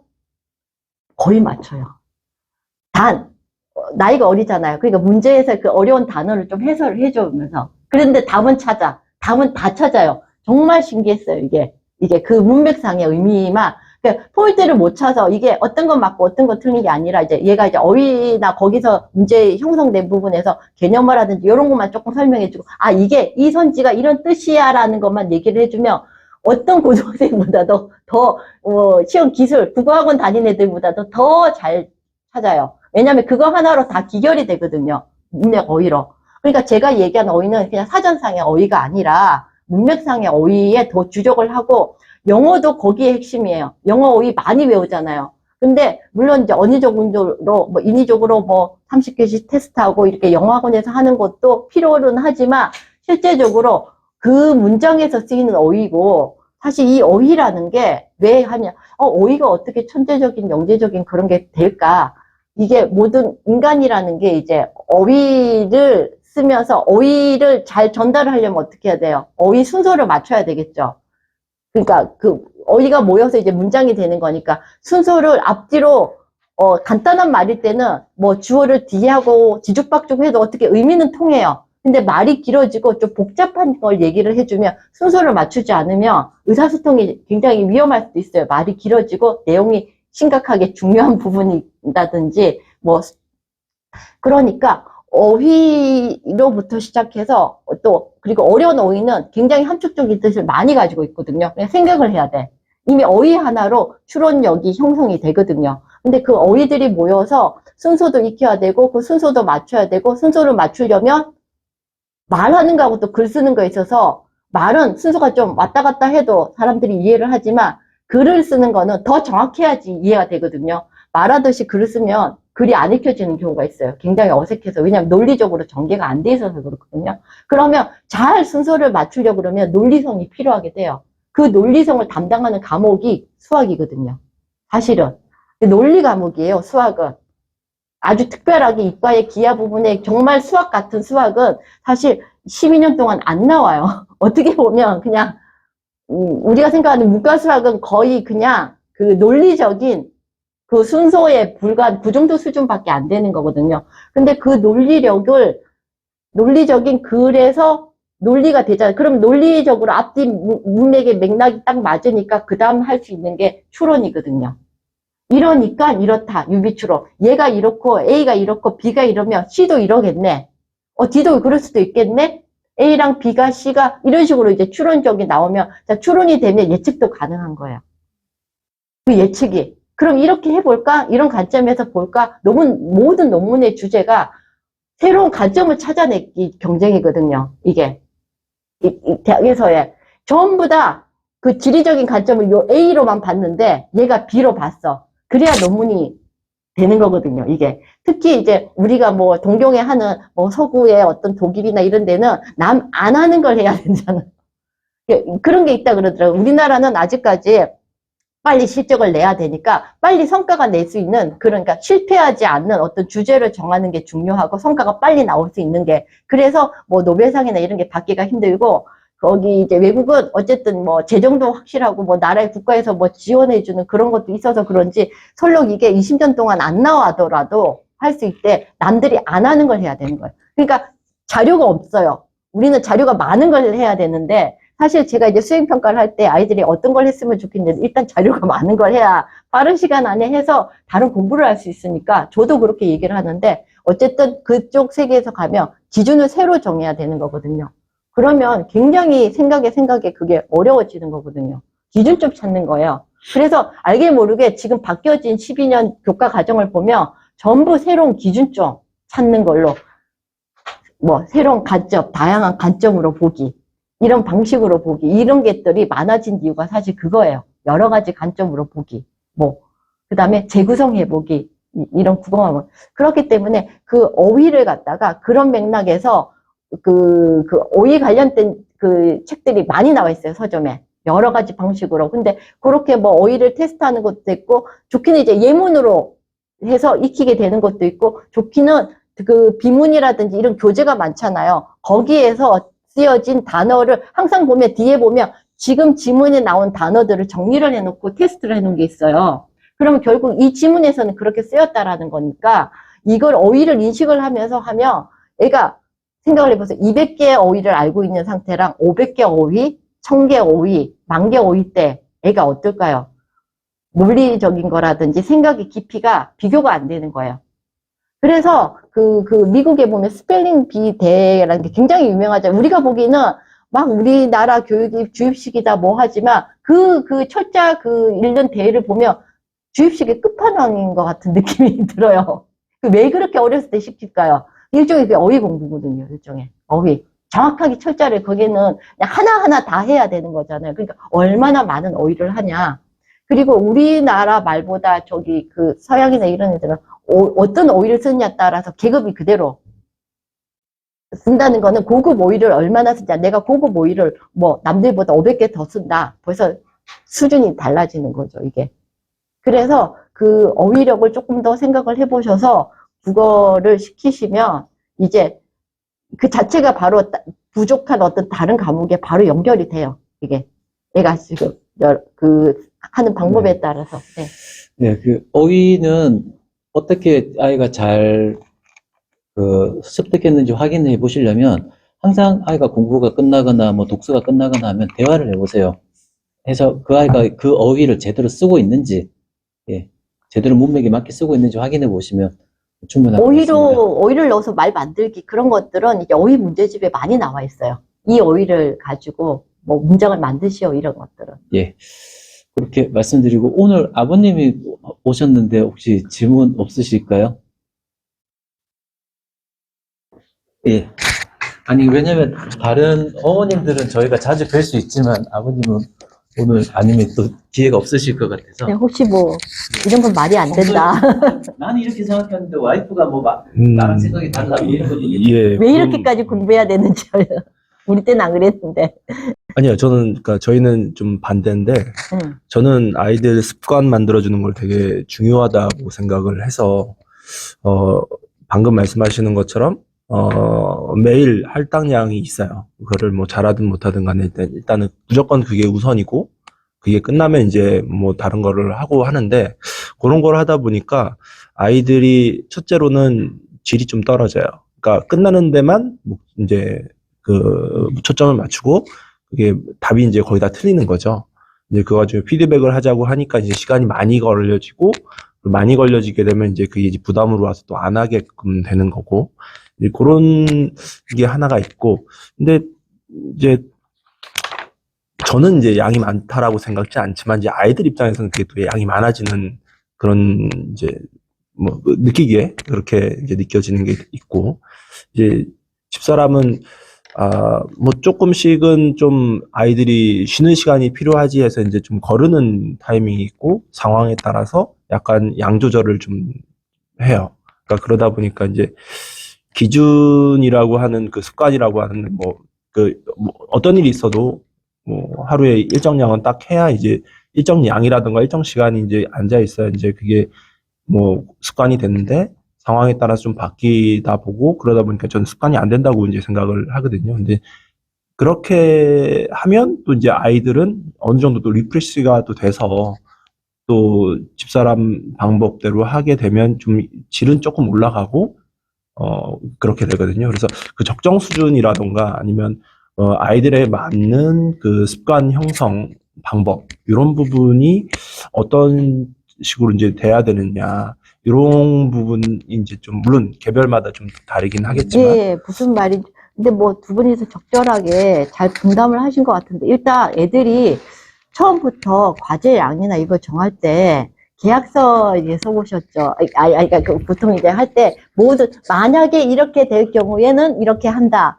조항이 좀 많이 들어갈수록 중요한 계약이잖아요. 그래서 그냥 오늘 뭐 예를 들면 2페이지 한다. 이렇게 하면 안 돼요. 처음부터 그게 왜 애들이 짜증을 내냐면 분명히 이거 하면 쉬는 시간이라고 했는데 틀리는 거 제대로 안 했잖아. 그 뒤에 얘기하면 안 돼요. 미리 할 수 있는 것들을 처음부터 조항을 다 넣어야 돼요. 이렇게 했을 때 3개 이상 네가 설명을 틀린 문제에 대해서 5분 이상의 그걸로 설명을 하고 그 다음에 그 과정을 풀어내고 뭐 예를 들면 이걸 말로 하는지 글로 하는 거는 뭐 선택.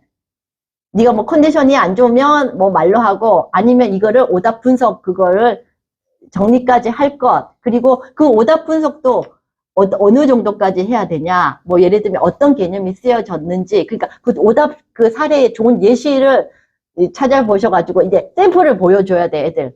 요런 수준으로 해야 된다. 요런 수준으로. 그리고 지문에서 이렇게 찾는 거다고 이제 샘플은 보여주셔야 되고 그걸 조항에 다 넣어야 돼요. 그렇게 했을 때 끝나는 거. 그러니까 시간 제한이 아니라. 그리고 이제 적정 시간은 이게 이제 네가 봤을 때 이제 본인한테 어느 정도 시간이 걸릴 것 같냐. 그런데 이제 예기치 못한 항상 변수가 있으니까 그 변수에 대한 조항을 갖다가 조금 그 어머니가 얘기하시는 것처럼 상황에 따라서 유연성을 발휘해주면 되는 거예요. 변수에 대한 거. 예를 들면 얘가 좀 몸이 약하다. 그리고 오늘 뭐 좀 뭔가 자꾸 집중이 안 된다. 그러면은 그걸 그대로 그냥 오늘 넘어주자. 이것도 원칙이 정해야 되거든요. 그러면 애들은 한번 이렇게 딱 넘겼다라는 거 보는 순간에 다음에 계속 그걸 요구해요. 그리고 어떻게 하냐면 어차피 틀려서 또 시킬 거니까 처음은 어떻게 하냐면 애들이 대충 풀어요. 어차피 다시 할 거니까 처음부터 힘들여서 해봤자 어차피 엄마는 다시 또 풀라고 그래. 틀린 거 또 할 거. 그것까지 생각을 해서 그냥 처음에는 머리를 잘 안 써요. 그래서 두 번째 할 때는 이렇게 맞출 거면서 왜 처음부터 머리를 안 썼어? 이런 경우 굉장히 많거든요. 그래서 그거를 처음 짤 때부터 거기에 신경을 쓰셔서 왜냐면 이렇게까지 애를 시킬 때 이렇게 이걸 짜야 되나 고 머리 아프시겠지만 하나 딱 만들어 놓으면 사실 이게 더 쉬워요. 말을 계속 안 해도 되니까. 말을 계속 안 하고 그리고 그 조항도 부분에는 다 줄을 쳐놔. 빨간 줄 이렇게 해서 앞에 걔가 그거 독해하는 것도 독해력이에요. 우리 계약서 볼 때 A가 B에 뭐 이렇게 입주를 했을 때 이런 경우에는 이렇게 하나인다. 이게 단 4분의 1이 넘어가지 않으면 다 모여갖고 이런 거 있잖아요. 계약서 그 형식을 그대로 따르는 거고 사실은 그런 지문들이 고등학교 때 어마어마하게 나와서 애들이 막 묻히려고 그래요. 맨날 그거 하나 못 봐가지고 그러니까 약간의 그 변수 있죠. 약간이 조금씩 바뀌는 거 그걸 못 봐서 애들이 사실 다 틀리는 거거든요. 그냥 설명을 들어서 개념을 이해한 걸로 풀 수 있는 문제가 거의 안 나와요. 뒤 학년으로 갈수록. 그래서 아예 처음부터 그런 조항을 해놓고 그리고 네가 이렇게 했을 때는 또 아이가 하고 싶은 거 뭐 게임을 갖다가 뭐 30분에서 뭐 플러스 알파 몇 번까지 해주고 그걸 촘촘하게 그래서 애들이 빡빡하게 적어 놓으면 그거를 맨날 숙지를 하고 하는 것만을 해도 이게 오히려 그게 더 짜여지는 거죠. 사실은. 뭔가 이렇게 변수 계산을 더 많이 해주는 거예요. 그러면 잔소리도 덜하고 그리고 처음부터 이렇게 할 때 애를 참석을 시켜서 애랑 뭐 3분의 1 넣자, 3분의 2 넣자 막 씨름도 해도 돼요. 애랑. 그럼 애가 안 돼요. 나는 이거 여기서 지금 5개 틀렸으면 적어도 3개는 정확하게 얘기하고 아니야 난 2개만 할 거야. 뭐 이런 토론을 갖는 게 어떤 토론 시간을 따로 굉장한 주제로 토론하는 것보다 사실은 더 좋아요. 난 2개로 확실하게 몇 분으로 완전히 뭐 설명을 하겠어. 뭐 여기서 나는 이런 과정을 갖다가 이 순서대로 이런 정도로까지 하겠어. 적어도 여기서 네가 한 문제 정도는 완벽하게 한 장의 어떤 그 보고서식으로 만들 만들어야 돼. 사실은 이게 공부 강도를 올리고 공부질을 훨씬 올리고 이렇게 하는 게 만약에 학원에서 이렇게 시킨다 그러면 그 대치동 학원이나 이렇게 한다고 표방하는 학원들이 있어요. 다 몇백만 원씩 해요. 개별. 근데 이게 돌아가면서 한 명씩밖에 못 하거든요. 그걸 매일 한다는 거죠. 사교육비로 맞으면은 한 돈 1,000만 원짜리 과외를 하고 있는 거나 다름이 없는 거예요. 어떻게 보면. 그냥 애랑 그 지금 계약 조건 갖고 실험하면서 우리가 오답을 이렇게 하자 저렇게 하자 5개가 틀리면 3개는 이런 방식으로 하고 2개는 이런 방식으로 하고 1개는 완전히 보고서식으로 해서 이걸 따로 모아놓자 어쩌고 저쩌고 막 이렇게 하는 게 그게 사실 수학학원에서 오답 관리를 그렇게 하는 거를 표방으로 하는데 실제로 한 달에 몇 개도 못 해요. 여러 명이서 해야 되니까. 그거를 사실 메일 부장에 그렇게 넣어버리면 그게 쌓이면 엄청난 거죠. 그래서 그거를 방금 조율을 잘 하신다 그랬잖아요. 그런 거를 아이 컨디션에 따라서 다 뭐 이런 경우에는 뭐 연휴 이후에는 뭐 이런 거를 뭐 반으로 줄여준다. 아니면 어떤 날은 네가 뭘 잘했, 뭘 한 날은 뭐 이거를 어떻게 한다. 그런 조항까지 붙이면 이게 한 장쯤 될 거예요, 이게. 그래서 그거를 아이랑 의논을 하면서 조금씩 늘려가면서 그러면 뒷말도 안 나와요. 이게 어떻게 되냐면 아이들이 처음 계약은 절대로 이행해야 된다는 게 알기 때문에 불사적으로 그 계약을 안 넣으려고 길을 쓸 거예요. 안 돼. 왜냐면 딱 넣는 순간 지켜야 된다는 걸. 그럼 그것만 해도 애들이 굉장히 훌륭한 거예요. 이게 넣는 순간 내가 지켜야 되는 부담감 때문에 겁을 하고 또 어떤 애들은 아이 뭐 넣어요 해놓고 나중에 다 못 지키고 막 난리가 나잖아요. 이런 것보다 처음 할 때 얘가 막 결사적으로 싫어하고 하는 것도 오히려 더 나은 거예요. 왜냐하면 문서화되는 무서움을 알아야 되는 거야. 계약이라는 게 도장 하나 달찌면 재산이 다 날아간다는 걸 어릴 때부터 이게 경제 공부도 그대로 되는 거예요. 이게 아다르고 오다른다는 게 얼마나 무서운지 얘가 체험을 하는 거기 때문에 모든 교육의 직결체예요. 그 문자가 서로 의사소통을 하기 위해 생겨난 걸로 아시죠? 아니에요. 내가 불려준 돈 정확하게 받으려고 그때부터 문자가 생긴 거거든요. 역사상. 경제적 관점에서 거의 그것 때문에 생긴 거예요. 내가 얘한테 빌려준 걸 받아야 되니까. 의사소통 때문에, 의사소통은 그냥 뭐 이렇게 해도 돼. 근데 뭐예요? 기록을 남겨야 돼. 내가 쟤한테 준 거를 받아야 돼. 그때 인간이 눈을 부리키고 반영을 한 게 그게 문자고 숫자거든요.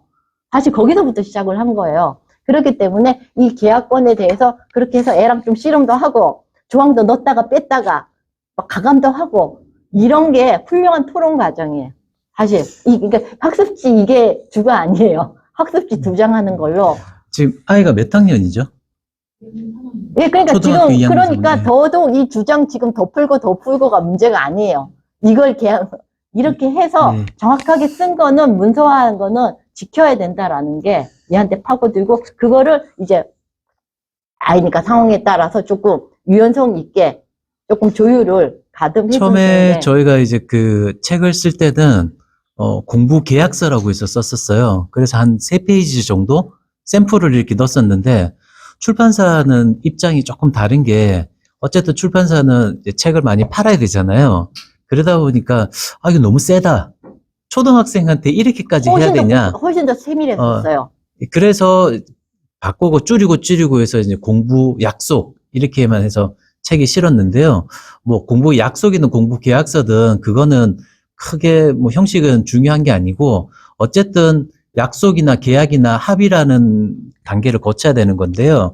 일단 이렇게 한번 해보세요. 처음이니까 아이랑 이제 공부할 양을 우선 정해야 되겠죠. 뭐 일주일 단위든 아마 초등학교 2, 3학년이니까 하루하루 단위가 좋을 것 같아요. 월요일은 뭘 하고 화요일은 뭘 하고 한다든지 아니면 매일 뭐를 한다든지 해서 공부할 양을 정하는데 아까 김정 선생님이 얘기하신 것처럼 애들은 최대한 안 하려 그래요. 예. 그러면 처음엔 그걸 다 받아주세요. 예. 그러면 아이는 자기가 한 말이잖아요. 나 요것만 할게. 요만큼만 할게. 그러면 자기가 한 말이기 때문에 그거는 지켜야 되거든요. 녹음도 하고 사인도 하고 예. 다 그런 공정 과정을 지켜야 예. 돼요.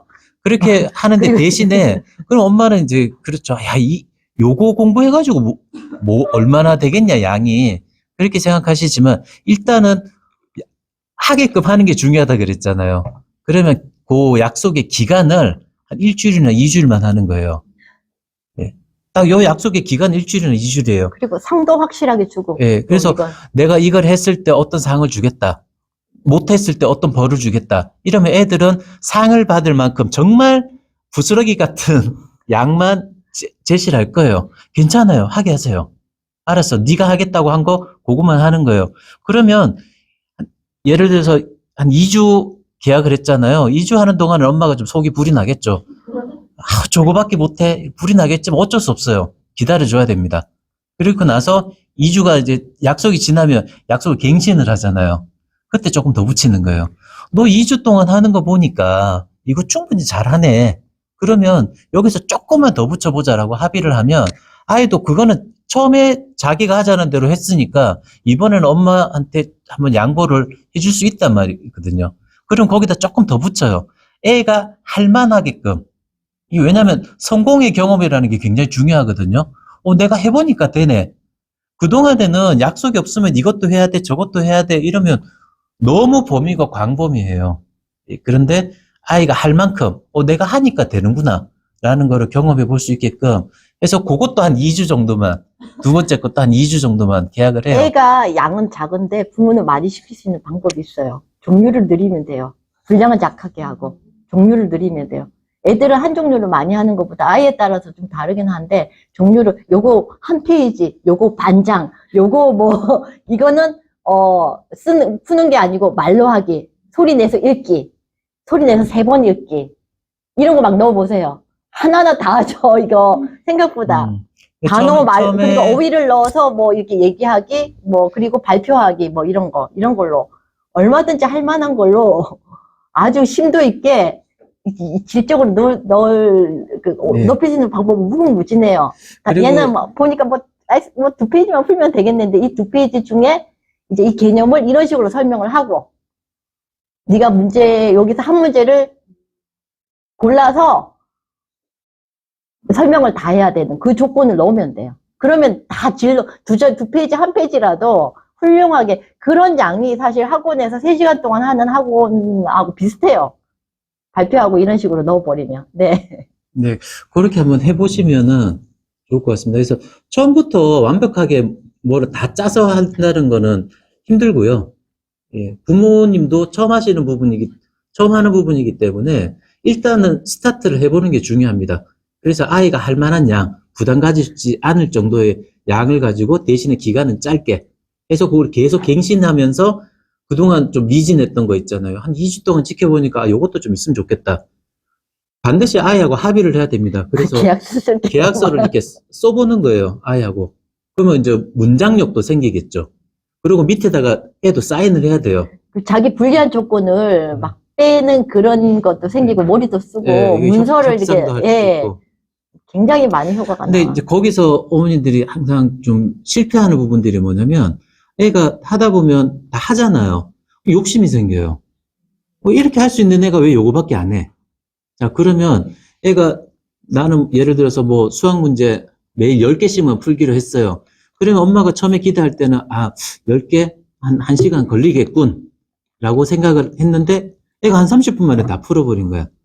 근데 보니까 뭐 답도 다 맞고 틀린 거는 오답 분석까지 다 했어요. 근데 엄마는 그게 안 보이고 1시간 기대했는데 30분밖에 안 했네? 30분이 아깝죠. 야, 요거 한 2문제만 더 풀자 하고 딱 내밀면 그 엄마가 계약을 파기하는 거예요. 그럼 애도 계약을 지킬 이유가 없죠.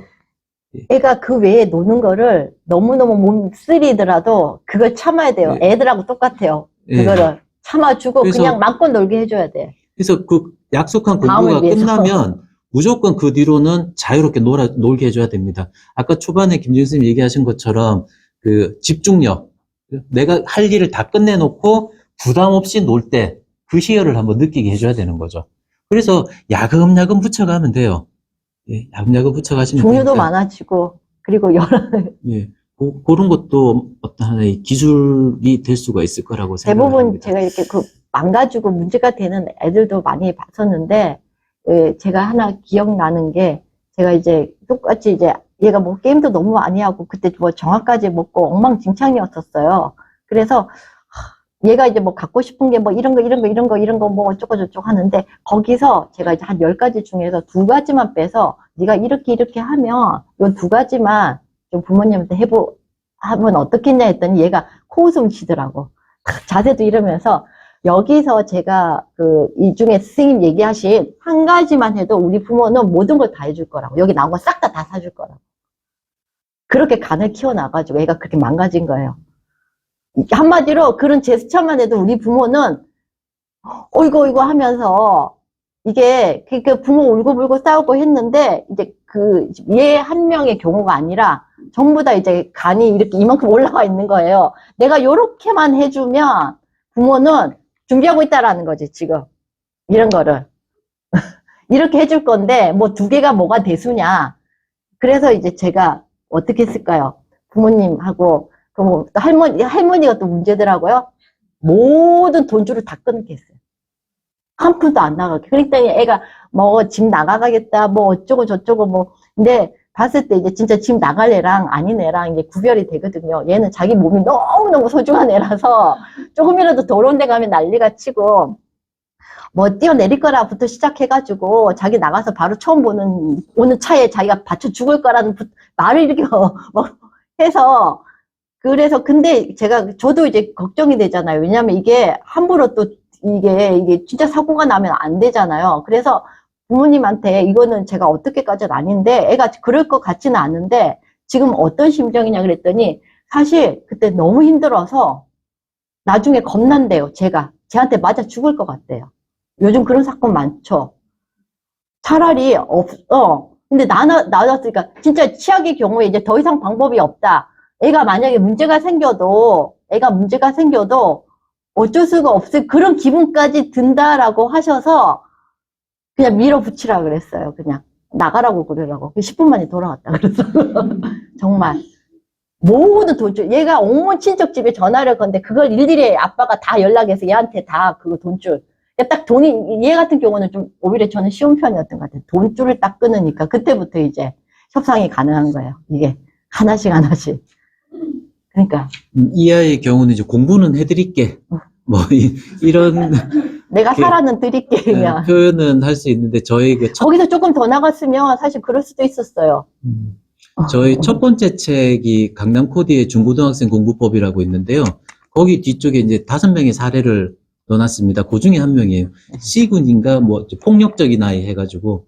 있는데 아마 도서관에 있을 거예요. 아마 지금 그 찾아보시면 아이가 아주 스카이를 가지는 않았어요. 근데 인서울을 했고요. 컴퓨터 공학을 갖고 로스쿨 준비해요. 지금 저랑도 이렇게 톡도 하고. 예. 예, 그 그렇습니다. 정도에. 그래서 자기가 그때 참 애랑도 이거를 많이 하고 뭐 집 나가고 뭐 이런 거는 저한테는 연락을 하라 그랬었거든요. 그리고 그 엄마만 보면 이게 이기고 싶다고 그러더라고요. 그리고 모든 남자의 기본, 아빠는 모르겠는데 엄마는 지고 싶지 않다. 엄마한테 밀리면 세상에 모든 사람한테 다 질 것 같은 기분이 들었다고 그러더라고요. 근데 남자애들 심리가 그런 게 있나 봐요. 엄마는 왠지 나보다 밑에 존재? 엄마한테 내가 말을 듣고 하면 모든 사람들한테 굴복을 당하는 느낌? 그런 데다가 어렸을 때는 이게 뭐냐면 자기는 기억을 못해요. 근데 엄마들이 강압적으로 막 야단치고 그랬을 거 아니에요. 그러면 얘가 어릴 때니까 꼼짝없이 참았으니까 이 분노가 자기가 의식하지 못한 사이에 여기에 들어있는 거예요. 그러니까 어느 순간이 돼서 엄마가 말만 하면 폭발하는 거야, 얘가. 자기도 왜 그런지 모르겠대요. 그러니까 그게 어렸을 때 그 기억은 다 했는데 어렸을 때 네가 아마 불만에 차서 엄마 말을 들으면서 이제 물리적으로 어떻게 할 수 없으니까 엄마가 뭐 밥 안 줘 이러면 꼼짝없이 들어야 되잖아요. 뭐 그러는데 그게 이제 증폭이 돼서 지금 네가 이제 힘을 가지니까 그게 나오면서 엄마한테만 그렇게 폭력적으로 나가는 거다. 라고 얘기를 해줬죠. 이게 자기가 그런 거 같다. 이게 이해를 하더라고, 이게. 그 불만. 이상하게 엄마만 보면 그냥 자기도 모르게 화가 치민대요. 자기도 왜 그런지 몰랐대, 이게. 네? 일단 굉장히 제가 얘한테 너가 만약 입양을 왔다고 하면 과연 부모한테 이랬을까 했더니 아니죠. 이러더라고요.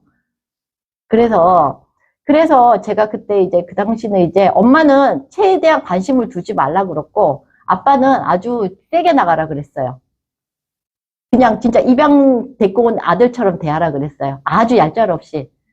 그랬더니 이제 계속 부모를 엄청나게 원망하고 자기가 나가서 꼭 복수를 하겠대. 복수해. 내가 복수를 막 불태우는 거죠. 자기가 돈도 못 받고. 근데 공부도 다 시켜주잖아요, 사실은. 그래서 야, 네가 어쩌면 이렇게 못하면 너 등록금도 못 받을 수도 있어. 근데 너는 너무 욕심이 많아서 어떻게든 그거를 해결하려고 하기 때문에 너는 무조건 감옥행이야. 근데 돈에 대한 욕망이 강하기 때문에 돈을 많이 벌어야 돼.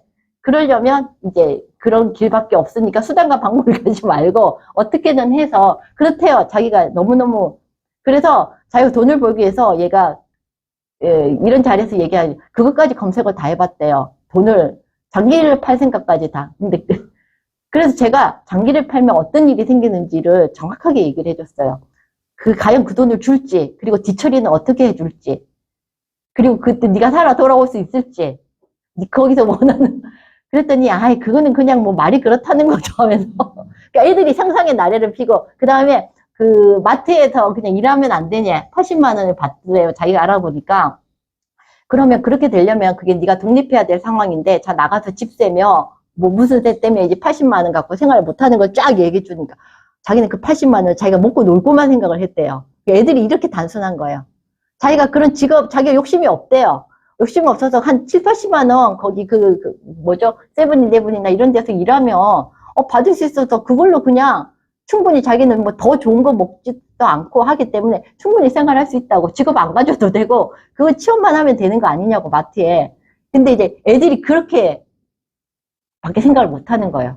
나가서 자기가 좀 지내는 집이 어느 정도 수준에 돼야지 하고, 이런 애일수록 이제 고시원이나 이런 데 가면 뜨아해요. 정말 고시원을 보낸 애도 있었어요. 하루. 얘가 하룻밤도 못 타서 전화를 하고 울고불고 했어요. 세상에 태어나서 그런 냄새는 처음 맡아봤다고. 이 아파트에서 이렇게 깨끗하게 자란 애들은 이만큼 현실 감각이 없는 거예요. 얼마나 세상이 그런지. 그냥 말할 것도 없어. 맨날 싸웠는데 진짜 갖다 놓을 걸 그러더라고요, 부모님이. 너무 확실한데 딱 하루 해서 30분 뒤에 울고불고 전화 와서 너무 무섭다고. 세상에 태어나서 이런 악취나 이런 냄새는 처음 맡아봤다고. 자기가 상상했던 거랑 너무 다르다고. 바로 백기를 들고 그런 애도 있었어요. 네, 성인이 집중할 수 있는 시간은 논문에 따르면은 약 80분에서 100분이라고 합니다. 그래서 우리가 지금 100분이 다 되어 가고 있기 때문에 더 이상 얘기를 하시면 좀 집중이 안 될 것 같아서 오늘은 여기서 마치도록 하고요. 질문이 더 있으신 분들은 또 다음 기회에 또 8회차 때하고 12회차 때 김진우 선생님 모시고, 저희가 이야기는 다 말씀을 드렸지만 아마 집에 가시면 아마 다 해보실 거예요. 근데 해보셨는데 바로 이제 아이가 좀 생각하는 것처럼 잡혀주면 좋은데 아마 거의 태반이 안 잡힐 겁니다. 예. 왜냐면 사람이 한두 번 얘기한다고 되는 게 아니거든요. 그래서 꾸준하게 해야 되는데, 이게 왜 옛날에 우물 길어보셨죠? 우물 길면 이 마중물이라는 게 들어가잖아요. 그래서 지금 여러분들이 이제 마중물만 마련을 하신 거예요. 근데 마중물만 붓는다고 물이 저절로 나오는 게 아니고 계속 펌프질을 하셔야 되거든요. 뭐 10번, 20번 해야 되는데 한 두세 번 해보고 물이 안 나와. 이거 소용없네. 이렇게 돼버린다고요. 자, 그러면 10번, 20번을 하시려고 하면 계속 이제 저희와 좀 해보시다가 궁금한 거 있으면 또 물어도 보시고 거기에 대한 또 해법도 듣고 하셔야 될 텐데, 자, 그러기 위해서 여러분들 핸드폰을 한번 꺼내십시오, 지금.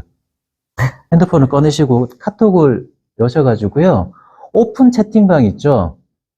예, 오픈 채팅방에 강남 코디 공부연구소를 찾아보세요.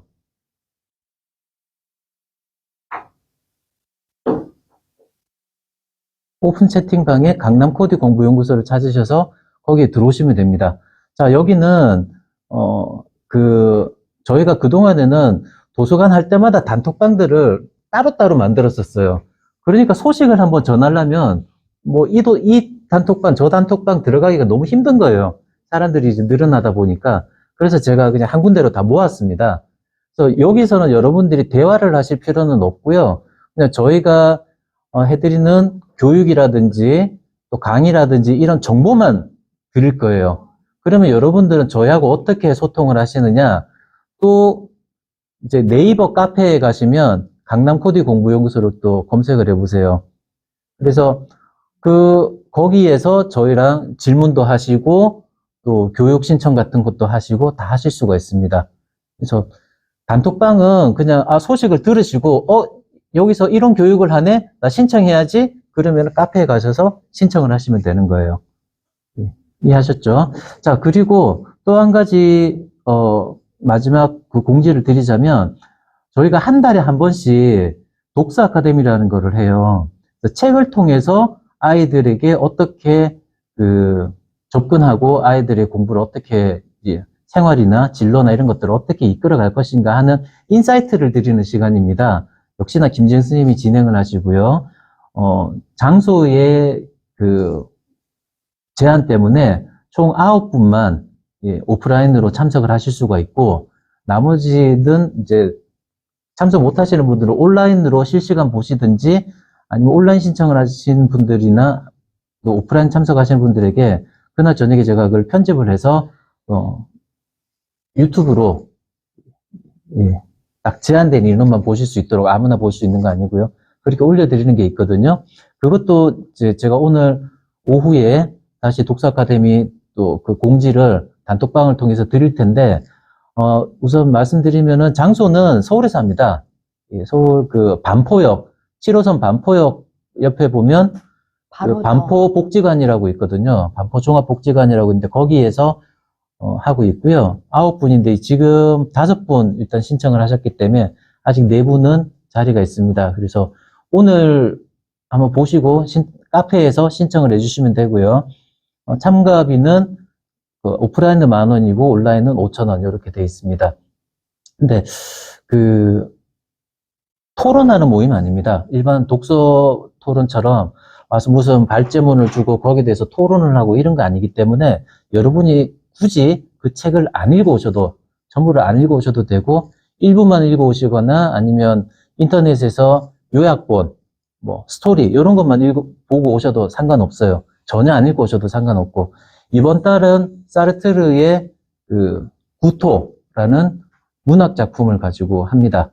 실존주의에 대한 이야기고요. 아이들이 이제 학교에서 실존주의나 여러 가지 철학사조들을 배우게 되는데, 실제로 초등학교 때부터 배우기는 다 배웁니다. 그게 이제 실존주의다라고 말을 안 해서 그렇지, 그 내용들은 다 들어가 있거든요. 근데 이게 가면 갈수록 점점 어려워져요. 그래서 아이들이 굉장히 힘들어하는 부분이고, 그게 고등학교 가면 사상과 윤리라는 과목으로 따로 또 분리가 되어 있죠. 국어에도 많이 나와요. 국어에도 많이 나오고. 그래서 문학 작품이 결국 그 시험에 출제할 거는 어려운 소설이나 이렇게 내려면 이제 실존주의의 소설이 이제 아이들이 어려워하니까 그쪽으로 출제를 하거든요. 근데 이해를 못해요. 글을 읽어도 안 읽혀지고. 그런 부분을 어떻게 지도할 수 있을 것인가 하는 거를 말씀드리는 자리니까요. 한번 단톡방에서 보시고 카페에 들어가셔서 또 한번 보시고 신청해 주시면 되겠습니다. 자, 오늘 긴 시간 동안 참석해 주셔서 너무 감사하고요. 나가실 때 꼭 여기 출석부에 체크를 좀 해주시면 감사하겠습니다. 더 질문 있으신 거는 다음 기회로 또 미루도록 하고요. 예. 사실 마지막으로 한 말씀 해주시고 마치도록 하겠습니다. 아니 좀 어려운, 어떻게 보면 문학에서의 끝판왕이죠. 마지막 단계의 독해 수준인데, 사실 이제 그거를 이해를 한다 그러면은 그게 사상적인 거랑 연결도 되고 상당히 인문적으로, 이게 부모님들도 그런 부분을 지도해 주시기가 힘들어하고, 특별히 책을 좋아하시는 그런 분들이 이제 개인적으로 이제 독서 토론을 외부에서 많이 하시는 분들도 거의 대부분 다루는 게 이 실존주의 쪽인데 너무 어렵다 그러시더라고요. 굉장히 쉽게 할 수 있는 방법을 알려드립니다. 바로 한 캔에. 그래서 필요하신 분들은 물어보시면 좋을 것 같습니다. 오프라인으로 오시는 분들에게는 자료도 제가 직접 구운 그 케이크와 제가 직접 로스팅한 커피를 대접을 해드리기 때문에 금액이 조금 더 비싸다는 거. 예. 거기에 포함되어 있어요. 10,000원에 커피를, 로스팅된 커피랑. 커피 받으면 끝나고 제가 점심도 삽니다. 예. 아무튼 오늘 이렇게 많이 참석해 주셔서 감사하고요. 예, 다음 주에는 또 제가 강의로 뵙도록 하겠습니다. 고맙습니다. 네.